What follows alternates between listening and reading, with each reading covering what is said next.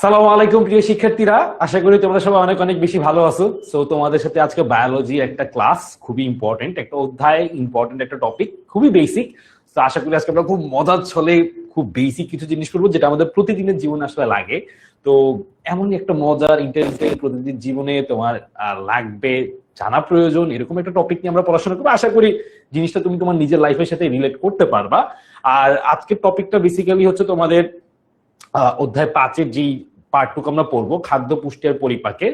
তো মূলত চ্যাপ্টারটা 3টা অংশের মধ্যে খাদ্য হচ্ছে প্রথম পার্ট, মানে হচ্ছে যেখানে খাবারের কি কি তোমার উপাদান আছে সেগুলো নিয়ে আলোচনা হয়, তারপর সেগুলো কিভাবে ভাঙে, কিভাবে আমাদের দেহে পরিপাক হয় সেগুলো নিয়ে আলোচনা হবে। আজকে বেসিক্যালি আমরা এই খাদ্য পার্টটা নিয়ে, হ্যাঁ, আমরা কি কি খাবার গ্রহণ করি, কোনটার কি কাজ, কোনটার কি গঠন, সেগুলো নিয়ে মূলত আলোচনা করব। সেই ক্লাসে সবাইকে স্বাগতম জানাচ্ছি। অলরেডি অনেক স্টুডেন্টকে দেখতে পাচ্ছি, সামিয়াকে দেখতে পাচ্ছি, নুসরাত, সামিরা, ইশতিয়াক, সবাইকে যারা সালাম জানাচ্ছ সবাইকে ওয়ালাইকুম আসসালাম। তোমরা সবকিছু ঠিকভাবে দেখতে এবং শুনতে পারতেছো কিনা এটা একটু আমাকে কমেন্টে লিখে দিবা, বলবো ভাইয়া ইয়েস সবকিছু ক্লিয়ার। এটা একটু লিখে দিলে বুঝবো যে তোমরা সবকিছু দেখতে এবং শুনতে পারতেছো।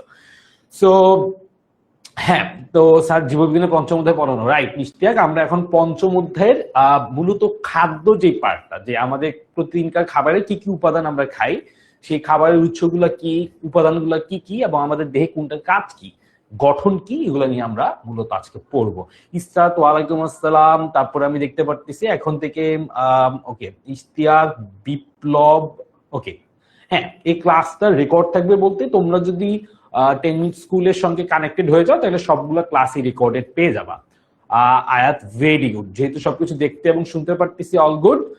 ওকে, দেখতে পারতেছি। সিমি বলছে, নুসরাত, ইসরাত জাহান, সুমাইয়া, সাকিন, ওকে, ভেরি গুড, সবকিছু দেখতে শুনতে পারতেছি আমরা, all good, all good.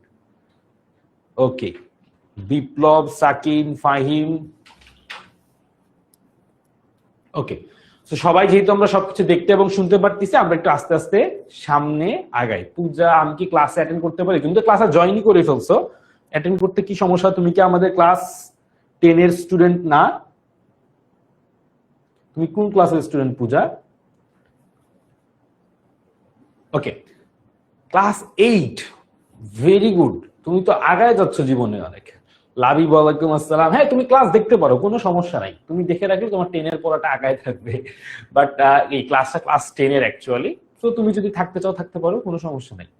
But ক্লাসটা অ্যাকচুয়ালি আমরা মূলত এসএসসি যারা এই পরবর্তীতে 2027 ব্যাচ তাদের জন্য কিন্তু।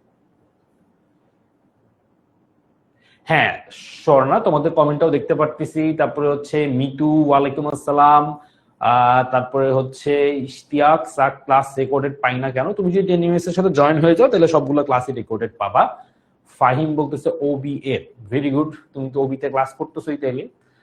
আচ্ছা, সিমি, ওকে, ভেরি গুড, তাহলে আমরা আস্তে আস্তে শুরু করে দিতে পারি, কি বলো? ওকে, থ্যাঙ্কস, কোনো সমস্যা নেই, তুমি ক্লাস করো, ক্লাস করে আমরা তো খাবার দাবার নিয়েই পড়বো, খাবার দাবার এমনিতে সবার জানা পরিচিত, আশা করি কোনো সমস্যা হবে না।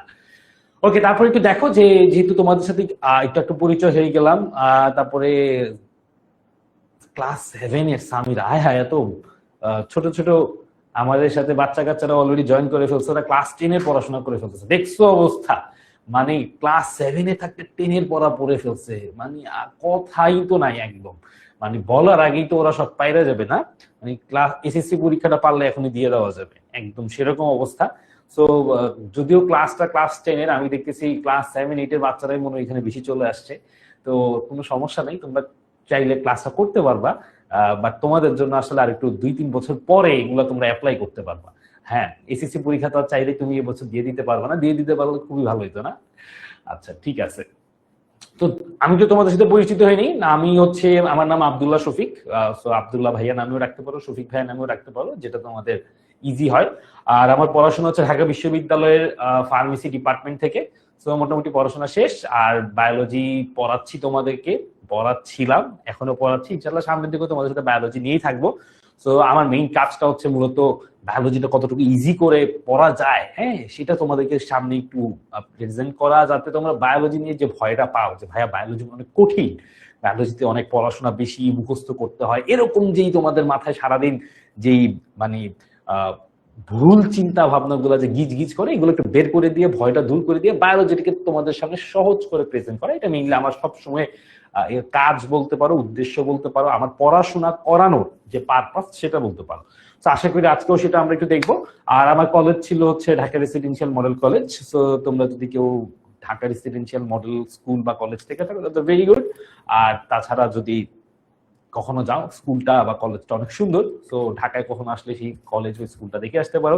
ইউনিভার্সিটিতে তো অবশ্যই দেখে আসবো, বাংলাদেশের মনে করো ঢাকা শহরের একদম কেন্দ্রে, এবং ওখানে গেলে আসলে অনেক ইতিহাসও তুমি জানতে পারবা। তো যাই হোক, অনেক কথা আমরা বলে ফেলছি। আমরা একটু ফ্রি ক্লাসে, যেহেতু তোমাদের সবাই অলরেডি অনেকে কানেক্টেড হয়ে গেছে, তো আমরা একটু আস্তে আস্তে সামনের দিকে আগাই। আমাদের আজকের ক্লাসটা মূলত অনলাইন ব্যাচে আমরা যেইভাবে ক্লাসগুলো করাই সেই ক্লাসগুলোই হচ্ছে জাস্ট একটা ধারাবাহিকতা। যেমন এখানে একটা ক্লাসের ব্রেকডাউন দেখানো আছে যে আমরা আসলে অনলাইন ব্যাচে কিভাবে ক্লাসগুলো করাই। তোমরা যারা অনলাইন ব্যাচের সাথে কানেক্টেড না, অনেক সময় জিজ্ঞেস করো যে ভাই আপনারা ক্লাসগুলো কিভাবে করান বা কিভাবে আমরা এই জিনিসটা করতে পারি, এই জিনিসটা তোমাদের একটা আইডিয়া দেওয়াটাই এখানে মেইন পারপাস। তো তুমি একটু দেখতে পারো যে এখানে যেই চ্যাপ্টার গুলো আমরা পড়াই, প্রত্যেকটা চ্যাপ্টার অনেকগুলো ব্রেকডাউন করে থাকে। হ্যাঁ, মানে হচ্ছে একটা চ্যাপ্টারকে এমন ভাবে জিনিসটা সাজানো হয় যাতে তুমি প্রতিটা জিনিস বুঝে নেক্সট ক্লাসে যাও। সো একটা ক্লাসে অনেক বেশি বার্ডেন বা অনেক বেশি লোড থাকে না, যাতে করে তোমার জন্য একটা ক্লাস হয় না যে মাঝে মাঝে একটা ক্লাসে এত টপিক পড়ানো হয়েছে, কোনটা কি পড়াইছে সেটাই ভুলে গেছি, সেরকমটা যাতে না হয় সেটা হচ্ছে আমাদের সবসময় ক্লাসের রুটিন বা ব্রেকডাউন করার ক্ষেত্রে একটা প্রায়োরিটি থাকে। তো এখানে তুমি যেটা দেখতে পারতেছো, ম্যাথের একটা জাস্ট তোমার ব্রেকডাউন দেখানো হয়েছে, যেখানে কোন পার্টটা কিভাবে পড়ানো হবে সেটা জাস্ট একটা এখান থেকে ডেমো দেওয়া আছে। সো আমরা মূলত সবগুলো টপিককেই এইভাবেই দেখানোর চেষ্টা করি যাতে সেটা কখনোই তোমাদের উপরে ক্লাসে কোনো বার্ডেন হয়ে না যায়। হ্যাঁ, সো এটা জাস্ট একটা পার্ট দেখাইলাম। তারপরে হচ্ছে এইটা হচ্ছে মোস্ট আমাদের 10 মিনিট স্কুলের সবচেয়ে ইন্টারেস্টিং পার্ট। হ্যাঁ, 10-10। হ্যাঁ, 10-10টা এখন তোমাদের কাছে মনে হবে যে জিনিসটা আবার কি করে, কাজটা কি, এইটা আমার কাছে খুবই ইন্টারেস্টিং লাগে।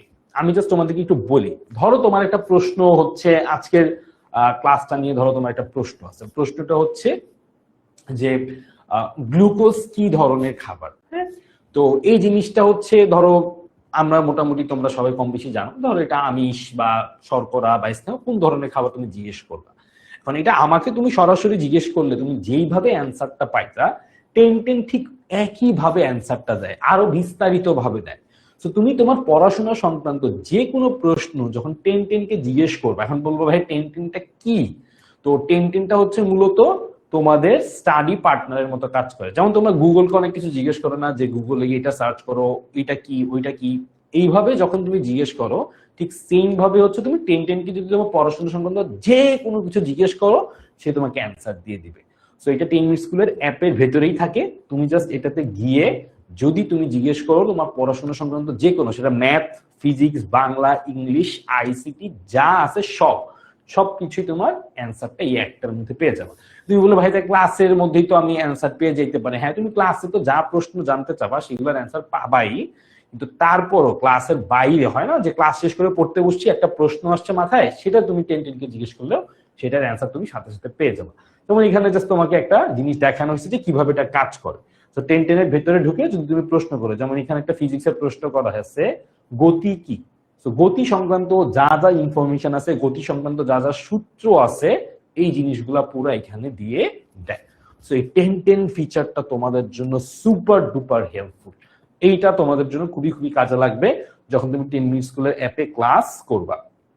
আর তার পাশাপাশি তোমাদের সাথে অনেকেরই হয়তো বা কৃতি শিক্ষার্থী সংবর্ধনাতে দেখা হয়েছে, না হলে ইনশাল্লাহ সামনে হবে।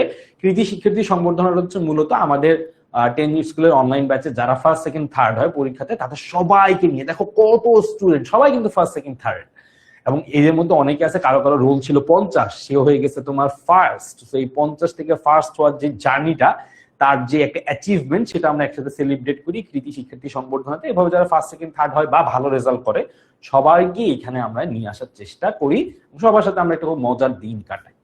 তো এখন তুমি যদি কৃতি শিক্ষার্থী সংবর্ধনাতে যাইতে চাও তাহলে অবশ্যই তুমি আমাদের এই ফেসবুকের যে গ্রুপগুলো আছে সেখানে জয়েন হয়ে যাবে, কারণ এখানে আমাদের সকল পড়াশোনা সংক্রান্ত আপডেট, তো সামনে তোমার এসএসসি পরীক্ষার রুটিন দিছে সেটার আপডেট, সেটা পিছাচ্ছে না কি হচ্ছে সেটার আপডেট, সকল কিছুর আপডেট আমাদের 10 মিনিট স্কুলের সংক্রান্ত এবং তার বাইরে পড়াশোনা সংক্রান্ত সবকিছু তোমাদের এখান থেকে একসাথে পেয়ে যাবা। আর তোমাদের জন্য তো মাস্টার বুক থাকতেছেই। সো অনলাইন ব্যাচের সবার জন্য তো মাস্টার বুক, সেটা তুমি ফিজিক্স, কেমিস্ট্রি, ম্যাথ। মাস্টার বুক জিনিসটা আসলে কি? মাস্টার বুকটা হচ্ছে এই যে তোমাদেরকে আমরা ক্লাসে এত সুন্দর করে নোট করে পড়াই, এই নোট করা সবকিছুই তুমি এই মাস্টার বুকে সুন্দর করে সাজানো গোছানো পেয়ে যাবা। তো মাস্টার বুকটা হচ্ছে তোমার পড়াশোনাটা সুন্দর করে সাজায় ইজি করে দেওয়ার জন্য মূলত এই মাস্টার বুকটা আমাদের তৈরি করা। তো চলো আমরা দেরি না করি, আমরা আস্তে আস্তে একটু পড়াশোনার মধ্যে চলে যাই। এখন তোমরা আমাকে বলো সবাইকে খাতা কলম নিয়ে রেডি কিনা? সবাই একটু ঝটপট যদি বলো যে ভাইয়া ইয়েস রেডি, তাহলে আমি শুরু করে দিই এখনই। সবাই একটু আমাকে বলো তো যে সবাই খাতা কলম নিয়ে রেডি কিনা।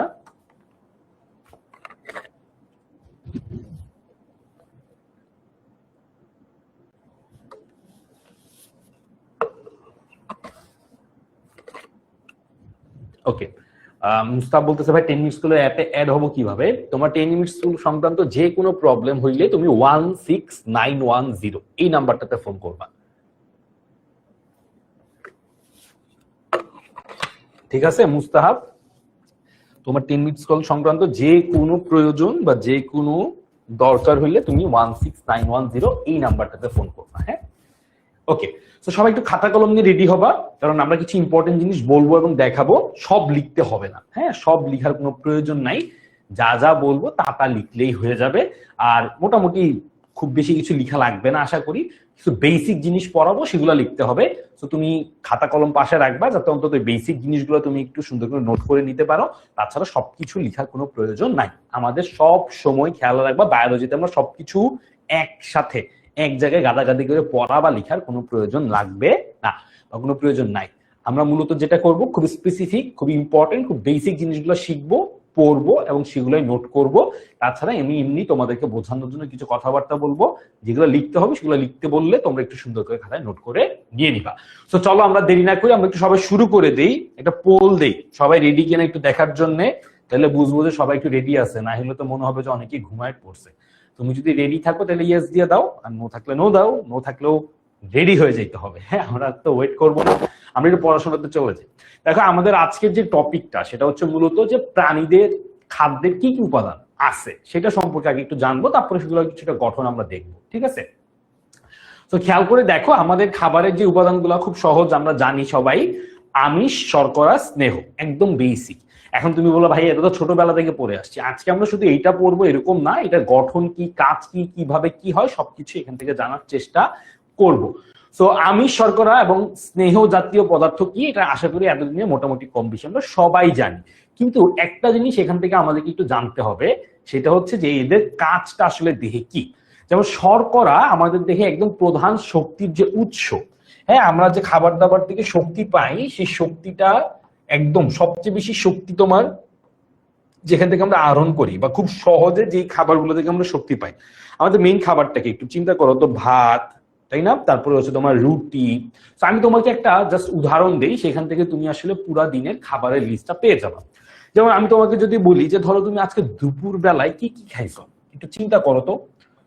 মানে প্রবাবলি আমরা কমন দুপুর বেলায় কি খাই সেটা চিন্তা করলে তুমি মোটামুটি আজকে সারাদিনের খাবারের লিস্টের মধ্যে সেটা তুমি পেয়ে যাবা যে কি কি খাবারের উপাদান আসলে থাকতে পারে। একটু খেয়াল করো, ধরো আমরা কি খাইছি, আমরা খুব কমনলি যদি বলি যে ধরো ভাত খাইছি।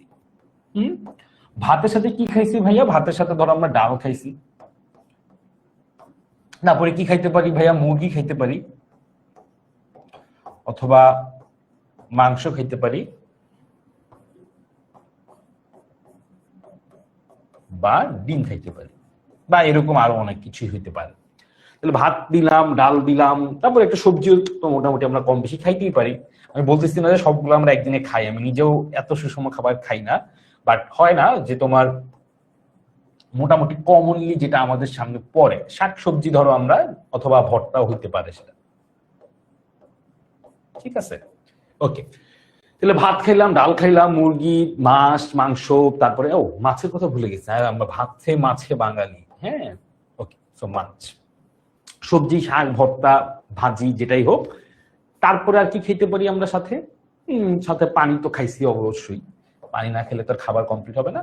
আর কেউ কেউ হয়তো বা কাঁচা লবণ খাইলেও খাইতে পারো, আর না হলে খাবারের মধ্যে রান্না করার সময় এমনিতে আমরা লবণ দিয়ে দেই। তো ওইটা নিয়ে আর আমাদের কোনো কথাবার্তা নাই। ঠিক আছে, একটু খেয়াল করো এবার। হ্যাঁ, এই সবকিছুর মধ্যে একটু খেয়াল করতে পারবো এখন আমরা কি কি জিনিসপত্র আসলে খাই। ওকে, প্রথমে ধরো আমরা ভাত খাইছি, অথবা দুপুরবেলায় কমনলি সবাই ভাতই খায়, রুটি অত বেশি খায় না, তো আমরা ভাত ধরেই আগাই। ভাতটা কি সবাই আমাকে একটু বলো তো, এটা কি শর্করা, এটা কি আমিষ, এটা স্নেহ, কি একটু বলো তো সবাই। ভাতটা কি শর্করা, আমিষ না স্নেহ, কি একটু বলো তো। মানে আমরা এখন যেটা পড়তেছি সেটা হচ্ছে ধরো তোমার দুপুরের খাবারের লিস্ট থেকে আমরা দেখে ফেলবো যে আমাদের খাবারে কি কি উপাদান আছে, তারপরে আমরা এদের গঠন দেখবো, তারপরে এদের কাজ কি সেভাবে দেখবো, ঠিক আছে। আচ্ছা, স্বাধীন সালাদ খেয়েছে, কোনো সমস্যা নাই, ওটাকে আমি সবজির মধ্যে ধরে নিলাম। সবাই বলো তো, আমরা ভাতটা যে খাইলাম এই ভাতটা শর্করা, আমিষ, নাকি স্নেহ, নাকি ভিটামিন, নাকি একটু বলো তো সবাই। ভেরি গুড, খালেক বলে দিচ্ছে শর্করা, ভেরি গুড। তাহলে এটা হচ্ছে শর্করা, আমাদের খাবারের একটা মূল উপাদান যেটা, সেটা হচ্ছে কিন্তু এই শর্করা জাতীয় খাবার। তো বিশেষ করে আমাদের বাঙালিদের যে খাবারের মেনু সেটাতে শর্করা জাতীয়, এমনিতেও তোমার খাবারের মেনুতে শর্করা জাতীয় খাবারের পোর্শনটাই সবচেয়ে বেশি থাকে। তুমি সবসময় এক প্লেট ভাতের কথা বলো, মানে ভাতের পরিমাণটা সবচেয়ে বেশি, কখন এটা বলো না যে এক প্লেট মুরগি দিয়ে একটুখানি ভাত খাইছি, তাই না। তার মানে সবচেয়ে বেশি পরিমাণ যেটা থাকে সেটা হচ্ছে ভাত, মানে এক প্লেট ভাত সেটা হচ্ছে মেইন, তার সাথে হচ্ছে মুরগি, ডাল, এই সব কিছু। তো কখনো কিন্তু এমন হয় না যে আমরা বলি এক প্লেট মুরগি নিছি তার মধ্যে এক লোকমা ভাত খাইছি, তাই না। মানে আমাদের মূল খাবারের সবচেয়ে বেশি পোর্শন যেটা থাকে সেটা হচ্ছে শর্করা জাতীয় খাবার, এটাও কিন্তু একটু আমাদের মাথায় রাখতে হবে। তারপরে ধরো ডাল খাইলাম, হ্যাঁ, বা মুরগি, মাংস, ডিম। ডাল আসলে কি, ডালটা হচ্ছে একটা উদ্ভিজ আমিষ, এটা কিন্তু একটা আমিষ। ওকে, এটা একটা আমিষ যেটা উদ্ভিদ থেকে পাওয়া যায়। তুমি বললো ভাই মুরগি, মাংস, ডিম, মাছ এগুলা কি, এইগুলাও আমিষ, কিন্তু এগুলো প্রাণী থেকে পাওয়া যায়। এইগুলাও আমিষ, কিন্তু এই আমিষগুলো কোথা থেকে পাওয়া যায়, প্রাণী থেকে। আর এই আমিষটা কোত্থেকে পাইছি আমরা, উদ্ভিদ থেকে। ওকে ফাইন, সো বুঝলাম আমরা এতক্ষণে শর্করা নিয়ে কথা বলছি, আমিষ নিয়ে কথা বলছি। এখন তুমি বলবা যে ভাইয়া তাইলে এর মধ্যে স্নেহ পদার্থটা কোথায়। অ্যাকচুয়ালি মাংস বা ডিম এগুলোর মধ্যে আমিষ যেমন থাকে, এর মধ্যে কিন্তু আবার স্নেহ পদার্থও থাকে। আমি ধরে নিলাম যে এদের মধ্যে স্নেহ জাতীয় পদার্থ আছে, মানে চর্বি, স্নেহ বা চর্বি, এটাও এদের মধ্যে পাওয়া যাচ্ছে। তার মানে দেখো আমাদের সারাদিনের খাবারে কিন্তু শর্করা পাইলাম, আমিষ পাইলাম, স্নেহ বা চর্বি জাতীয় খাবারও পেয়ে গেলাম। এবার এখান থেকে দেখো আর কি কি পাইলাম, সবজি, শাক, ভর্তা। ভেরি ইম্পর্টেন্টলি খেয়াল করবা, এই সবজি শাকের কথা যে আমরা বলতেছি এগুলাতে মূলত কি হয়, শাকসবজি তো উদ্ভিদ থেকে পাই, তাই না। এগুলো মূলত আঁশ জাতীয় খাবার। কি খাবার, আঁশ জাতীয় খাবার। এই আঁশ জাতীয় খাবারের একটা খুব ভালো কার্যকারিতা আছে, সেটা আমরা একটু দেখব। আঁশ জাতীয় খাবার বা ইংলিশে এটাকে আমরা বলতে হইলে এটাকে বলতে পারি রাফেজ। আঁশ জাতীয় খাবার বা রাফেজ। এই গেল আমাদের মোটামুটি খাবারের অনেকগুলা উপাদান এর মধ্যে চলে গেছে। আচ্ছা, এইটা নিয়ে একটু কথাবার্তা বলি যে আঁশ জাতীয় খাবার বা রাফেজের আসলে একটা খুব ভালো ভূমিকা আছে। আচ্ছা, একজন বলছে ভিটামিন, ভেরি গুড। ওর একটু পরে আমি জিজ্ঞেস করতাম, সামিয়া ইসলাম, ভেরি গুড, আমরা আসতেছি ওই জায়গাতে। আচ্ছা, এরপরে পানি আর লবণ, এটা আমরা কম বেশি সবাই জানি। খাবারে রান্না করার সময় এমনি পানি লবণ এটা অটোমেটিক্যালি চলে আসে, আমরা পানি আলাদা করেও খাইতে পারি। এখানে দেখো আমাদের তাইলে কয়টা উপাদান চলে গেছে, আমরা যদি এখান থেকে বলি এই 1 2 3 4 5 6, বলতো আর কোন উপাদান কি বাকি আছে এখানে, আমাকে একটু বলো তো সবাই। এখানে কি আর কোনো খাবারের উপাদান বাকি আছে যেটা নিয়ে একটু কথা বলা উচিত, একটু চিন্তা করে দেখো তো। আমাদের খাবারে খুব কমনলি একটা জিনিস আমরা মেনশন করি, সেটা একটু আগেই সামিরা বলে দিছে, সেটা কি, সেটা হচ্ছে ভিটামিন। এই খাবারগুলোর মধ্যে ভিটামিনটার আলাদা করে হয়তো আমরা বলি নাই, কিন্তু খাবারের মধ্যে ভিটামিনটা থাকাটা ভেরি মাচ ইম্পর্টেন্ট। হ্যাঁ, ভিটামিনটা নিয়ে আমাদেরকে খুব ভালোভাবে কনসার্ন থাকতে হবে। খাবারে যদি ভিটামিনের কোনো কারণে অভাব হয়, তাহলে যে সমস্যাটা হয় যে আমাদের দেহে বিভিন্ন রকমের ভিটামিনের অভাবজনিত রোগ দেখা দেয়, সেটাও আমরা আজকে দেখবো যে ভিটামিনের অভাব হইলে কি কি রোগ হইতে পারে। সো ভেরি ইম্পর্টেন্টলি এটার কথা যেহেতু সবার শেষে বলছি, মোস্ট ইম্পর্টেন্টলি এটাকে আমরা ফোকাস করলাম কারণটা হচ্ছে ভিটামিনের অভাব হইলে দেহে বিভিন্ন রকমের রোগ দেখা দিবে। এই ভিটামিনটা আমরা শাকসবজি থেকে পাইতে পারি, ছোট মাছ থেকে পাইতে পারি, ডিম থেকে পাইতে পারি, মাছ মাংস থেকেও পাইতে পারি। হ্যাঁ, সো ভিটামিনটা বিভিন্ন সোর্স থেকে পাওয়া যায়, বাট ভিটামিনটা থাকাটা ইজ ভেরি মাচ ইম্পর্টেন্ট। এই হচ্ছে মোটামুটি আমাদের অনেকগুলো কথাবার্তা আমরা বললাম। এটা হচ্ছে খাবারের জাস্ট কি কি উপাদান হইতে পারে সেটা নিয়ে একটা লিস্ট বা আইডিয়া আমরা এখান থেকে জেনারেট করলাম। এবার আমরা একটু ঝটপট আমরা যে খাবারগুলা খাই সবচেয়ে বেশি, মানে শর্করা জাতীয় খাবার, সেটাতে একটু চলে যাব, এর গঠনটা সম্পর্কে একটু জানার চেষ্টা করব। ওকে, সো শর্করা জাতীয় খাবার দেখো, এখান থেকে আমরা দেখতেছি আটা, তারপর প্লেটের মধ্যে চাল বা ভাত আছে, এখানে গম, আলু। আমরা প্রতিদিন যে রুটি ভাত বা হচ্ছে তোমার মেইন যে ফুডটা আমাদের, হ্যাঁ, সেটা কিন্তু এই শর্করা। তো শর্করা জাতীয় খাবারটাই আমরা দিনে সবচেয়ে বেশি পরিমাণে গ্রহণ করি, কারণ আমাদের দেহে শর্করার প্রয়োজনটাও অনেক বেশি। এখন প্রশ্নটা হচ্ছে, ভাইয়া এই যে শর্করা জাতীয় খাবার আমি খাচ্ছি, এটার গঠনটা কি বা এটা দেহে আমার কি কাজ করতেছে, সেটা আগে আমার জানাটা ভেরি মাচ ইম্পর্টেন্ট। তোমরা একটু আমাকে বলো তো, আমাদের দেহে শ্বসন প্রক্রিয়ায় কিসের প্রয়োজন হয়? মানে আমরা যে শ্বসনের মাধ্যমে শক্তি পাই, রাইট? আমরা শ্বসন প্রক্রিয়ার মাধ্যমে কি পাই? শক্তি পাই, যে শক্তি ব্যবহার করে আমরা আমাদের দৈনন্দিন সকল কাজকর্ম সমাধান করি। এখন এই যে শক্তিটা আমরা পাই, সেটা কিসের থেকে পাই? অবশ্যই খাবার থেকে পাই। এখন সেই খাবারের কোন পার্টটা শ্বসন প্রক্রিয়ায় মূলত ভূমিকা রাখে, সেটা কি আমাকে একটু বলতে পারবা? সেটার নামটা আমাকে একটু বলে ফেলো তো ঝটপট। আমরা বলি হচ্ছে সবচেয়ে সরল শর্করা।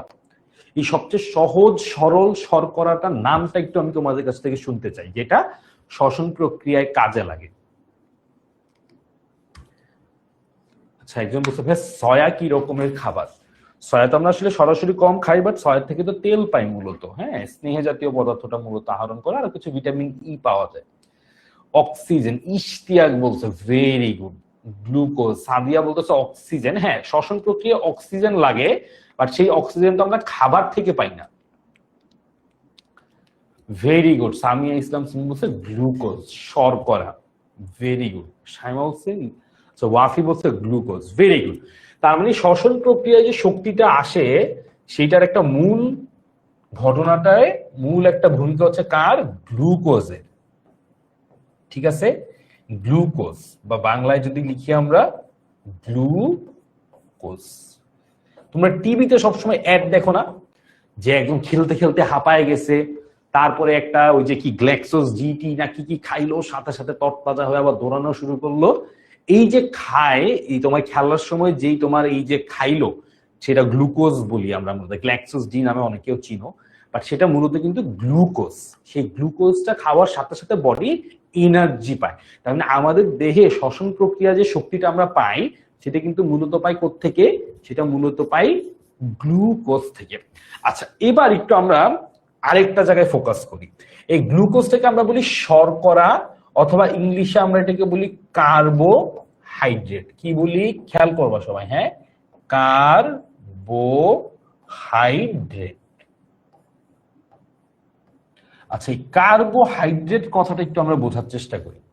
সবাই একটু ভালো করে খেয়াল করবা। কার্বো কথাটার মানে হচ্ছে এটা কার্বন থেকে আসছে। ঠিক আছে, কি থেকে আসবে? কার্বন থেকে। আচ্ছা, হাইড্রেট কথাটার মানে হচ্ছে এইটার সাথে হাইড্রোজেন থাকবে এবং অক্সিজেন থাকবে। একটু খেয়াল করো তাহলে, কার্বো মানে এখানে কার্বন থাকবে, আর হাইড্রেট মানে হাইড্রোজেন এবং অক্সিজেন থাকবে। আমরা এবার যদি একটু খেয়াল করি যে গ্লুকোজের সংকেতটা কি হয়। গ্লুকোজের সংকেতটা হয়, সবাই একটু এটা নোট করবা, এটা লাগবে, C6H12O6। সবাই এটা একটু লিখে রাখো, গ্লুকোজের সংকেতটা হচ্ছে C6H12O6। আচ্ছা, একটু খেয়াল করো তো নামের সাথে কি আদৌ এটা মিল হয়েছে কিনা। শর্করা বা কার্বোহাইড্রেটে মূলত কার্বন থাকবে, হাইড্রোজেন থাকবে এবং অক্সিজেন থাকবে। দেখো, কার্বন আছে 6টা, হাইড্রোজেন আছে 12টা, অক্সিজেন আছে 6টা। তো এই যে আমরা গ্লুকোজের সংকেত লিখলাম, এটা হচ্ছে শর্করা বা কার্বোহাইড্রেট। এবং ধরো তুমি একটা শর্করা সবচেয়ে ছোট, সবচেয়ে সিম্পল যে ভার্সনটা পাবা, সবচেয়ে ছোট সবচেয়ে সিম্পল যে ভার্সনটা পাবা, সেটা হচ্ছে এই গ্লুকোজটা। তার মানে এটা হচ্ছে সবচেয়ে ক্ষুদ্র একক, শর্করার সবচেয়ে ক্ষুদ্র একক হচ্ছে তোমার এটা, সবচেয়ে ক্ষুদ্র একক। একদম সিম্পল, একদম ছোট, একদম ক্ষুদ্র যে এককটা আমরা পাইতে পারি শর্করা থেকে, সেটা হচ্ছে গ্লুকোজ, হচ্ছে তার একটা রিপ্রেজেন্টেশন। এখন এই গ্লুকোজটাকে আমরা যেটা বলি সেটা হচ্ছে এক শর্করা, মানে সবচেয়ে ক্ষুদ্র একটা ইউনিট। একটু বুঝার চেষ্টা করো, একটু বুঝার চেষ্টা করো বিষয়টা। হ্যাঁ, এবার একটু দেখো, আমরা এবার একটা, যেহেতু বেসিক জিনিসটা বুঝে ফেলছি, এবার সহজেই জিনিসটা বুঝে ফেলবো। C6H12O6, এইটা হচ্ছে ধরো একটা গ্লুকোজ। আচ্ছা, তারপরে আবার এখানে লিখি C6H12O6, তাহলে আরেকটা গ্লুকোজ। তারপরে আবার লিখি C6H12O6, এবার ধরো হইল আরেকটা গ্লুকোজ। ওকে, তো একটু খেয়াল করো, প্রথমে আমরা একটু এইটার দিকে তাকাই। এই দুইটাকে একটু ভুলে যাই, আপাতত এই দুইটা ধরো নাই, এই দুইটা ধরো আপাতত নাই, এই দুইটা বাদ, এই দুইটা বাদ। একটু খেয়াল করো, শুধু আমার কাছে একটা আছে। যখন শুধু আমার কাছে একটা থাকবে তখন আমি বলবো এটাকে কি, এক শর্করা। খেয়াল করো, আমার কাছে এখন শুধু এই একটাই আছে, শুধু একটা নিয়ে যখন আমি কথা বলতেছি তখন আমরা সেটাকে বলবো এক শর্করা। আচ্ছা, আমি একটু মুছেই দিই এই জিনিসটা, তাইলে আমাদের বুঝতে সুবিধা হবে, নাইলে একটু কনফিউজড হয়ে যাবে।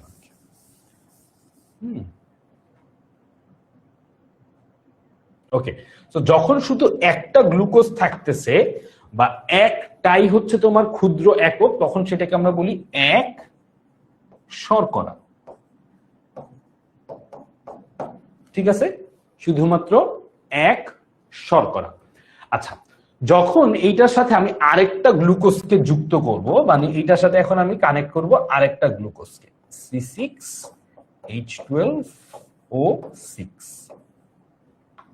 এই গ্লুকোজটাকেও যখন আমি কানেক্ট করব, দুইটাকে একসাথে যদি আমি কানেক্ট করি, তখন এটাকে আমরা বলবো, দুইটাকে একসাথে যখন আমরা রাখবো, এটাকে আমরা তখন বলবো দ্বি-শর্করা বা দুইটা শর্করা বলে আমরা এটাকে বলতেছি দ্বি-শর্করা। একটা হইলে এক শর্করা, দুইটা হইলে দ্বি-শর্করা। এরকম যদি আরেকটা গ্লুকোজ আমরা এপাশ দিয়ে লিখি বা আরো যদি লিখতে থাকি, তখন এটাকে আমরা বলবো বহু শর্করা। তখন আমরা এটাকে কি বলবো, তখন এই সবগুলাকে একসাথে বলবো বহু শর্করা। তার মানে অনেকগুলা শর্করা এখানে একসাথে হয়েছে বলে এটাকে আমরা বলতেছি বহু শর্করা। তাহলে দেখো, একটা গ্লুকোজ হইলে এক শর্করা, দুইটা হইলে দ্বি শর্করা, আরো হইলে বহু শর্করা, চারটা, পাঁচটা, ছয়টা, সাতটা, আটটা, নয়টা, দশটা যা হচ্ছে সবগুলাই হচ্ছে বহু শর্করা। তার মানে আমরা যখন একটা কার্বোহাইড্রেট নিয়ে কথা বলি, তখন কার্বোহাইড্রেটের যে ক্লাসিফিকেশনটা আমাদেরকে জানতে হবে, সেই ক্লাসিফিকেশনটা হচ্ছে অ্যাকচুয়ালি এতক্ষণ ধরে আমরা দেখে ফেলছি। এই হচ্ছে আমাদের সেই ক্লাসিফিকেশন। তো এই ক্লাসিফিকেশনটা জানাটা ভেরি মাচ ইম্পর্টেন্ট। এটাই হচ্ছে আমাদের শর্করার মূল পড়াশোনা। সো খেয়াল করো, মনোস্যাকারাইড, এক শর্করাটাকে বলে মনোস্যাকারাইড, যেটা হচ্ছে মূলত গ্লুকোজ। এটা কোথায় কোথায় পাওয়া যায় এই জিনিসটা একটু খেয়াল করবা। এই পার্টটা হচ্ছে খুব বেশি এমসিকিউতে অনেক কমনলি আসে। দেখো, বায়োলজিতে যে জিনিসটাকে তোমরা সবচেয়ে বেশি নেগলেক্ট করো সেই জিনিসটা হচ্ছে এমসিকিউ। তোমরা মনে হয় যে ভাই এমসিকিউ এমনি পাবো, এই চারটা অপশনের মধ্যে একটা দাগায় দিলেই ঠিক হয়ে যাবে। বাবারা, চারটা অপশনের মধ্যে যদি তুমি একটা দাগায় দাও, রাইট অপশনটাও হইতে পারে, রং অপশনটাও দাগায় দিয়ে আসতে পারো। আন্দাজে দাগাইলে যেটা হয়, তোমার কাছে মনে হয় এটা তো ঠিকই আছে, কিন্তু ঘটনাটা যেটা হয় যে বায়োলজি এমসিকিউ গুলার যে তোমার অপশন গুলো অনেক সময় অনেক ক্লোজ থাকে, সেই অপশনটা যখন ক্লোজ হয়ে যায় তখন গিয়ে তোমরা ধরাটা খাও। তো এমসিকিউতে তোমার যেই জায়গা থেকে প্রশ্ন আসে এগুলো খুব কমন, মানে এই চ্যাপ্টারে ধরো এই 5-7টা টপিক আছে, এগুলো থেকে খুব কমনলি প্রশ্ন আসে, কমন। তো সেই পার্ট গুলো যদি তুমি মিস করে চলে যাও, তোমার কিন্তু রিস্কি জোনে চলে যাওয়ার যে প্রবণতা সেটা অনেক বেশি। সো মাঝে মাঝে যখন পড়ার সময় আমি বলবো যে এই পার্টগুলো থেকে এমসিকিউ আসে, সেটাকে একটু গুরুত্ব দেওয়ার চেষ্টা করবো। যেমন তোমার উৎসগুলা, এক শর্করা বা মনোস্যাকারাইডের উৎস কি, দ্বি শর্করা বা তোমার বহু শর্করার উৎস কি বা উদাহরণ কি, এগুলো থেকে প্রচুর পরিমাণে এমসিকিউ কিন্তু পরীক্ষাতে আসে। সো এই জিনিসটা আশা করি তোমরা বুঝতে পারছো যে এক শর্করা কি, দ্বি শর্করা কি বা বহু শর্করা কি, এবং এদের উৎস বা উদাহরণগুলো আশা করি এখান থেকে তুমি দেখে বুঝে নিতে পারতেছো। আচ্ছা, এইখান থেকে এবার একটু বহু শর্করাটা খেয়াল করো। বহু শর্করাতে আমি যেটা বলছি, তোমার 4, 5, 6 গ্লুকোজ বা তোমার গ্লুকোজ ছাড়া অন্যান্য আরো অনেক তোমার হচ্ছে এক শর্করা আছে। মূলত তোমাদের লেভেলে আমরা খালি গ্লুকোজটা সম্পর্কে পড়বো। তো গ্লুকোজটা যখন তোমার অনেকগুলো গ্লুকোজ যখন একসাথে যুক্ত হবে তখন সেটাকে আমরা বলি পলিমার। পলি মানে কি অনেকগুলো, যখন একসাথে যুক্ত হয় তখন সেটাকে বহু শর্করা বা পলিস্যাকারাইড। সবসময় মনে রাখবা পলি কথাটার মানেই হচ্ছে বহু। বহু মানে অনেকগুলো যখন একসাথে যুক্ত হয় তখন সেটাকে বলে পলি। ঠিক আছে, সো এটা হচ্ছে মূলত বহু শর্করা বা পলিস্যাকারাইড। তো উৎসটা আসলে কি কি আমরা একটু খেয়াল করি। চাল, আটা, আলু, বেসিক্যালি আমরা যে খাবারগুলা খাই সেই খাবারগুলোই হচ্ছে মূলত বহু শর্করা। হ্যাঁ, তো বহু শর্করা হচ্ছে আমরা যে মূল যে খাবার, ধর আমি ভাত খাইলাম, আমি আলু খাইলাম, আমি রুটি খাইলাম, যা কিছু খাইলাম, এই সবগুলাই অ্যাকচুয়ালি বহু শর্করা। এখন আমাদের এই চ্যাপ্টারের একটা মেইন পার্ট হচ্ছে পরিপাক। এই যে তোমরা এই পার্ট গুলা যখন বুঝো না ঠিক মতো, হ্যাঁ, অনেকের কাছে মনে হইতেছে যে ভাইয়া এগুলো খাবার নিয়ে পড়াইতেছে, আম, জাম, আলু, কাঁঠাল, এগুলা পরে আমার কি হবে। পরিপাক যখন পড়াই আমরা, তুমি বুঝোই না যে শর্করা জাতীয় খাবার আসলে গঠনটা কি। যখন তুমি শর্করা জাতীয় খাবারের গঠনই পারো না, তখন ওই খাবারটা জটিল গঠন থেকে কিভাবে সরল গঠনে ভাঙে সেটাই তুমি বোঝো না।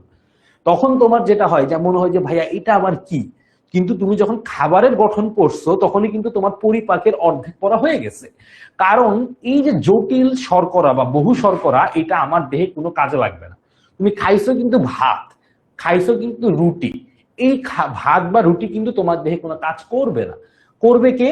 করবে হচ্ছে তোমার ওই গ্লুকোজ।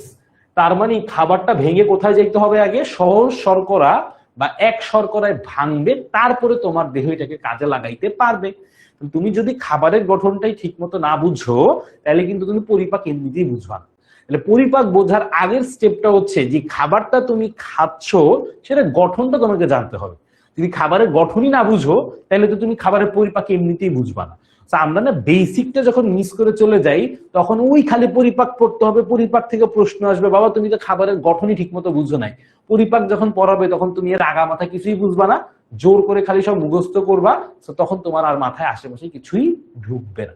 তো এই জন্য বেসিকটা থেকে যখন তুমি পড়া শুরু করবা, একদম খাবারের গঠনটা যখন তুমি জানবা, পরিপাক অর্ধেক পড়া তোমার হয়ে গেছে। কারণ তুমি এখন অলরেডি জানো যে একটা খাবারের গঠনে এক শর্করা থাকে, বহু শর্করা থাকে, দ্বি শর্করা থাকে। বহু শর্করাটা তোমার দেহে কাজে লাগবে না, সেটা ভেঙে কিসে পরিণত হইতে হবে, সরল শর্করা। অলরেডি কিন্তু তুমি জানো, তুমি যখন ভাত খাবা, তুমি যখন রুটি খাবা বা শর্করা জাতীয় খাবার খাবা, সেটা সবার আগে ভেঙে গ্লুকোজে পরিণত হইতে হবে। এই জন্য প্রত্যেকটা খাবারের গঠন যদি তুমি ভালো করে বুঝো, তোমার জন্য পরবর্তীতে পরিপাক প্রক্রিয়াটা এমনিতেই অনেক ইজি হয়ে যাবে। তো আমরা এতক্ষণ ধরে কি বুঝলাম? বুঝলাম যে শর্করা শ্রেণী বিভাগে 3টা পার্ট। একটা শর্করার এক শর্করা বা শুধুমাত্র সবচেয়ে সহজ সরল শর্করা যেটা, সেটা। তারপর হচ্ছে দ্বি শর্করা বা ডাইস্যাকারাইড। ডাই কথাটার মানে সবসময় কিন্তু দুই। দ্বি শর্করা এবং তারপরে হচ্ছে বহু শর্করা। তুমি দ্বি শর্করা গ্রহণ করো কিংবা বহু শর্করা গ্রহণ করো, সেটা তোমার দেহে কোনো কাজে লাগবে না। এই জিনিসটা একটু নোট করে নিবা যে বহু শর্করা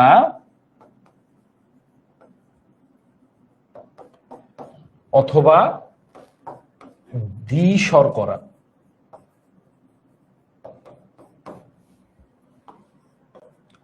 মানব দেহে সরাসরি কোনো কাজে লাগে না। মানব দেহে সরাসরি কোনো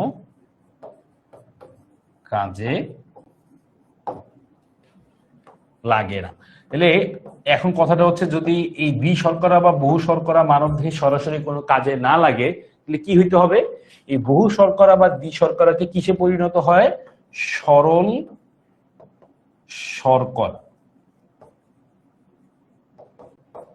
মূলত যেটা হচ্ছে গ্লুকোজ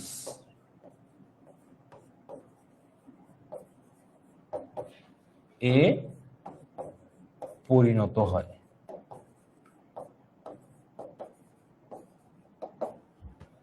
পরিপাকের মাধ্যমে। তার মানে খাবার পরিপাকের একটা মূল উদ্দেশ্য হচ্ছে খাবারের জটিল গঠনটাকে সরল গঠনে পরিণত করা। এই পরিপাকের মাধ্যমেই জটিল শর্করাগুলো সব সরল শর্করা বা গ্লুকোজে রূপান্তরিত হয়।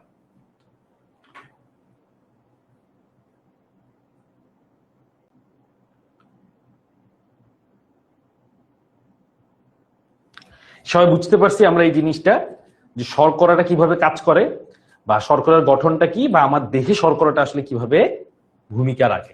কার্বোহাইড্রেট থেকে হাইড্রোজেন অক্সিজেন কিভাবে বের করলেন ভাই একটু বুঝায় দেন। কার্বোহাইড্রেট নামটা থেকেই আসলে তুমি সবকিছু বের করে ফেলতে পারবা। আমি যদি এখানে লিখি কার্বো, এই কার্বো কথাটা আসছে কোত্থেকে বলতো? কার্বন থেকে। কার্বনের এনটা মুছে দিয়ে হয়েছে কার্বো, তার মানে এটা কি রিপ্রেজেন্ট করে? এটা কার্বনকে রিপ্রেজেন্ট করে। তারপরে হচ্ছে হাইড্রেট। হাইড্রেট কথাটা মানে পানি, হাইড্রেট হচ্ছে পানির সাথে সম্পর্কযুক্ত। পানিতে কি আছে? হাইড্রোজেন আর অক্সিজেন। সো হাইড্রেট কথাটার সাথে সংযুক্ত হচ্ছে কে? হাইড্রোজেন এবং অক্সিজেন। সো কার্বন, তার সাথে হাইড্রোজেন, তার সাথে অক্সিজেন, এটা হচ্ছে মূলত কার্বোহাইড্রেটের গঠন। Carbon plus hydrogen plus oxygen. সেটা তুমি বুঝবা কিভাবে? C6H12O6, এটা হচ্ছে গ্লুকোজ এর গঠন। এই হচ্ছে মোটামুটি শর্করা। সবাই বলো তো শর্করাটি কি বুঝতে পারছো? শর্করা নিয়ে কারো কোনো সমস্যা আছে?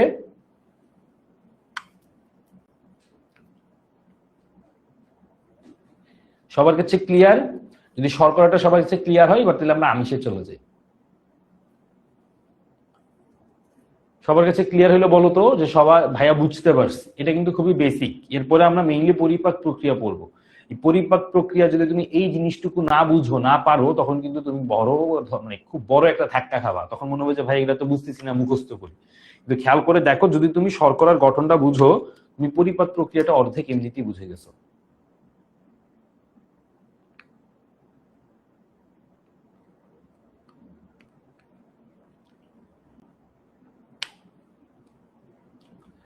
সবাই বলো তো বুঝতে পারছো? Clear? Very good. Umme Habiba বলছে ক্লিয়ার। বাকিদের কাছে ক্লিয়ার?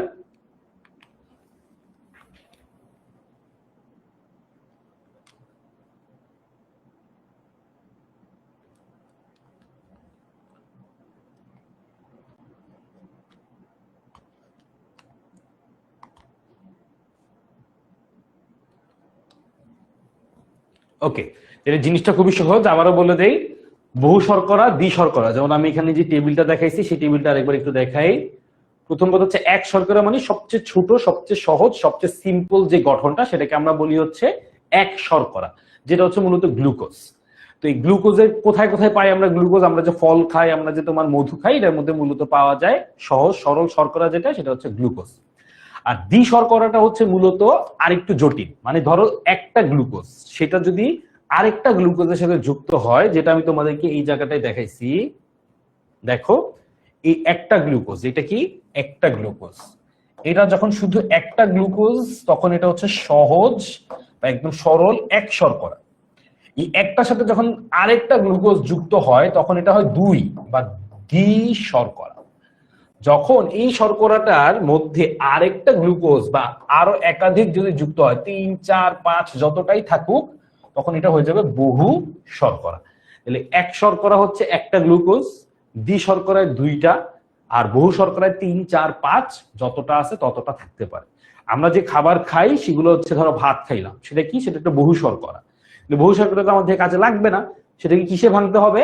এক শর্করায় ভাঙতে হবে। এই ভাঙার প্রক্রিয়াটাই হচ্ছে পরিপাক প্রক্রিয়া, যেটা হচ্ছে আমরা পরবর্তীতে পড়বো।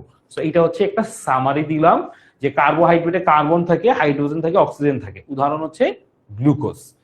আর এই যে তোমার এক শর্করাটা যখন অনেকগুলা এক শর্করা বা গ্লুকোজ পাশাপাশি যুক্ত হয়, তখন আমরা সেটাকে বলি বহু শর্করা। সেই বহু শর্করাটা আমার দেহে সরাসরি কাজে লাগে না, মানে এটা আমার দেহ কোনো কাজে লাগাইতে পারে না। তুমি খাবা, সেটা তোমার কোনো কাজে লাগবে না। সেটা ভেঙে কিসে পরিণত হইতে হবে? গ্লুকোজ বা সরল শর্করায় পরিণত হইতে হবে। হইলে তখন সেটা আমার দেহে কাজে লাগবে। তাহলে আমার দেহে কাজে লাগবে শুধুমাত্র সরল শর্করা বা গ্লুকোজ। এইটা হচ্ছে তোমার মেইন শর্করার কনসেপ্টটা। ঠিক আছে, তারপরে আমরা একটু আমিষে চলে আসি।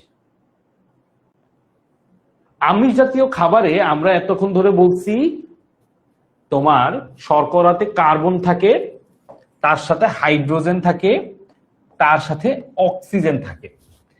আর আমিষ জাতীয় খাবার একটা স্পেসিফিক উপাদান থাকে, সেটা হচ্ছে নাইট্রোজেন। এটা কিন্তু আমাদের দেহের অনেক গাঠনিক উপাদানের একদম মেইন পার্ট হিসেবে কাজ করে। তার মানে আমিষ জাতীয় খাবারে একটা এক্সট্রা কি থাকে, একটা নাইট্রোজেন থাকে এক্সট্রা, এবং আমিষ জাতীয় খাবারের এই নাইট্রোজেনটা আমাদের দেহের বিভিন্ন গাঠনিক উপাদান হিসেবে ভূমিকা রাখে। তুমি বলবা যে ভাইয়া কি কি উপাদান আছে যেটার মধ্যে নাইট্রোজেন লাগতে পারে? যেমন আমাদের প্রাণী দেহের মধ্যে খুব কমন একটা উপাদান হচ্ছে, একদম ভাইটাল একটা উপাদান হচ্ছে ডিএনএ। এই ডিএনএ তৈরির জন্য কিন্তু নাইট্রোজেনের ভূমিকা বা নাইট্রোজেনের প্রয়োজনীয়তা অনেক অনেক বেশি। এখন এই ডিএনএ গঠনের জন্য কিন্তু নাইট্রোজেনটা মাস্ট। তার মানে এইখান থেকে যদি তুমি খেয়াল করো যে আমরা এখান থেকে যে উপাদানগুলোর কথা বলছি, কার্বন, হাইড্রোজেন, অক্সিজেন, তার সাথে নাইট্রোজেন, সেই নাইট্রোজেনটা ডিএনএ এর গাঠনিক উপাদান। এখন যদি ডিএনএটা তুমি ঠিকঠাক আমাদের দেহে তৈরি না হয়, আমাদের দেহের কোষ বিভাজন হবে না। কোষ বিভাজন যদি ঠিক মতো না হয়, তাহলে আমাদের দেহের বৃদ্ধি হবে না। তাহলে আমাদের দেহে বৃদ্ধি না হইলে তো আমরা কখনো ধরো এই যে ছোট থেকে বড় হইলাম, সেটা হবে না, তাহলে বৃদ্ধি হবে না। তাহলে বৃদ্ধিটা যদি বন্ধ হয়ে যায়, কোষ বিভাজনটা যদি না হয়, তাইলে কিন্তু আমাদের দেহ আস্তে আস্তে একদম স্থবির হয়ে পড়বে। তার মানে এই আমিষ জাতীয় খাবারের গুরুত্ব কিন্তু আমাদের দেহে অনেক অনেক অনেক বেশি।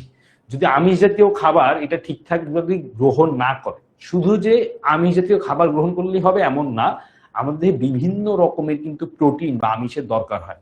যেমন সবচেয়ে উৎকৃষ্ট একটা আমিষ জাতীয় খাবার হচ্ছে কিন্তু ডিম। ডিমের মধ্যে মোটামুটি সব প্রয়োজনীয় এই প্রোটিন বা আমিষ কিন্তু পাওয়া যায়। সো এখান থেকে তুমি ডিম বলতে পারো, মাছ বলতে পারো, মাছ অনেকটা উৎকৃষ্ট আমিষ, বাট ডিমটা হচ্ছে সবচাইতে উৎকৃষ্ট আমিষ হচ্ছে ডিম। সো প্রতিদিনই তোমার আসলে অন্তত একটা থেকে দুইটা ডিম খাওয়াটা ভেরি মাচ নেসেসারি। সো তুমি যদি প্রতিদিনের ওই আমিষের চাহিদাটা পূরণ করতে চাও, তাহলে কিন্তু তোমার জন্য ডিম খাওয়াটা একদম একটা নেসেসারি পর্যায়ে পড়ে। সো কেন, সেটাই আমরা এখান থেকে বললাম যে মূলত আমিষটা হয় হচ্ছে কার্বন, হাইড্রোজেন, অক্সিজেন, তার সঙ্গে আরেকটা উপাদান, সেটা হচ্ছে নাইট্রোজেন। এই নাইট্রোজেনটা হচ্ছে তোমার সবচেয়ে বেশি ইম্পর্টেন্ট আমাদের দেহের বিভিন্ন গঠনের জন্য। এখন আমরা একটু দেখি যে আসলে তোমার আমিষ জাতীয় খাবার বা এই প্রোটিনটা আসলে কি দিয়ে তৈরি। সো এই জিনিসটা একটু ভালো করে খেয়াল করবা। খাদ্যের পরিপাক যখন আমরা পড়বো, তখন দেখবা তুমি এই কথাবার্তাগুলাই আবার আসতেছে। প্রোটিনের মূলত গাঠনিক উপাদানটা হচ্ছে প্রোটিন অসংখ্য অ্যামিনো অ্যাসিড দিয়ে তৈরি। প্রোটিন অসংখ্য অ্যামিনো অ্যাসিড দিয়ে তৈরি। কি দিয়ে তৈরি খেয়াল করে সবাই, অ্যামিনো অ্যাসিড, বা বাংলায় লিখলেও আমরা এইভাবেই লিখি অ্যামাইনো অ্যাসিড।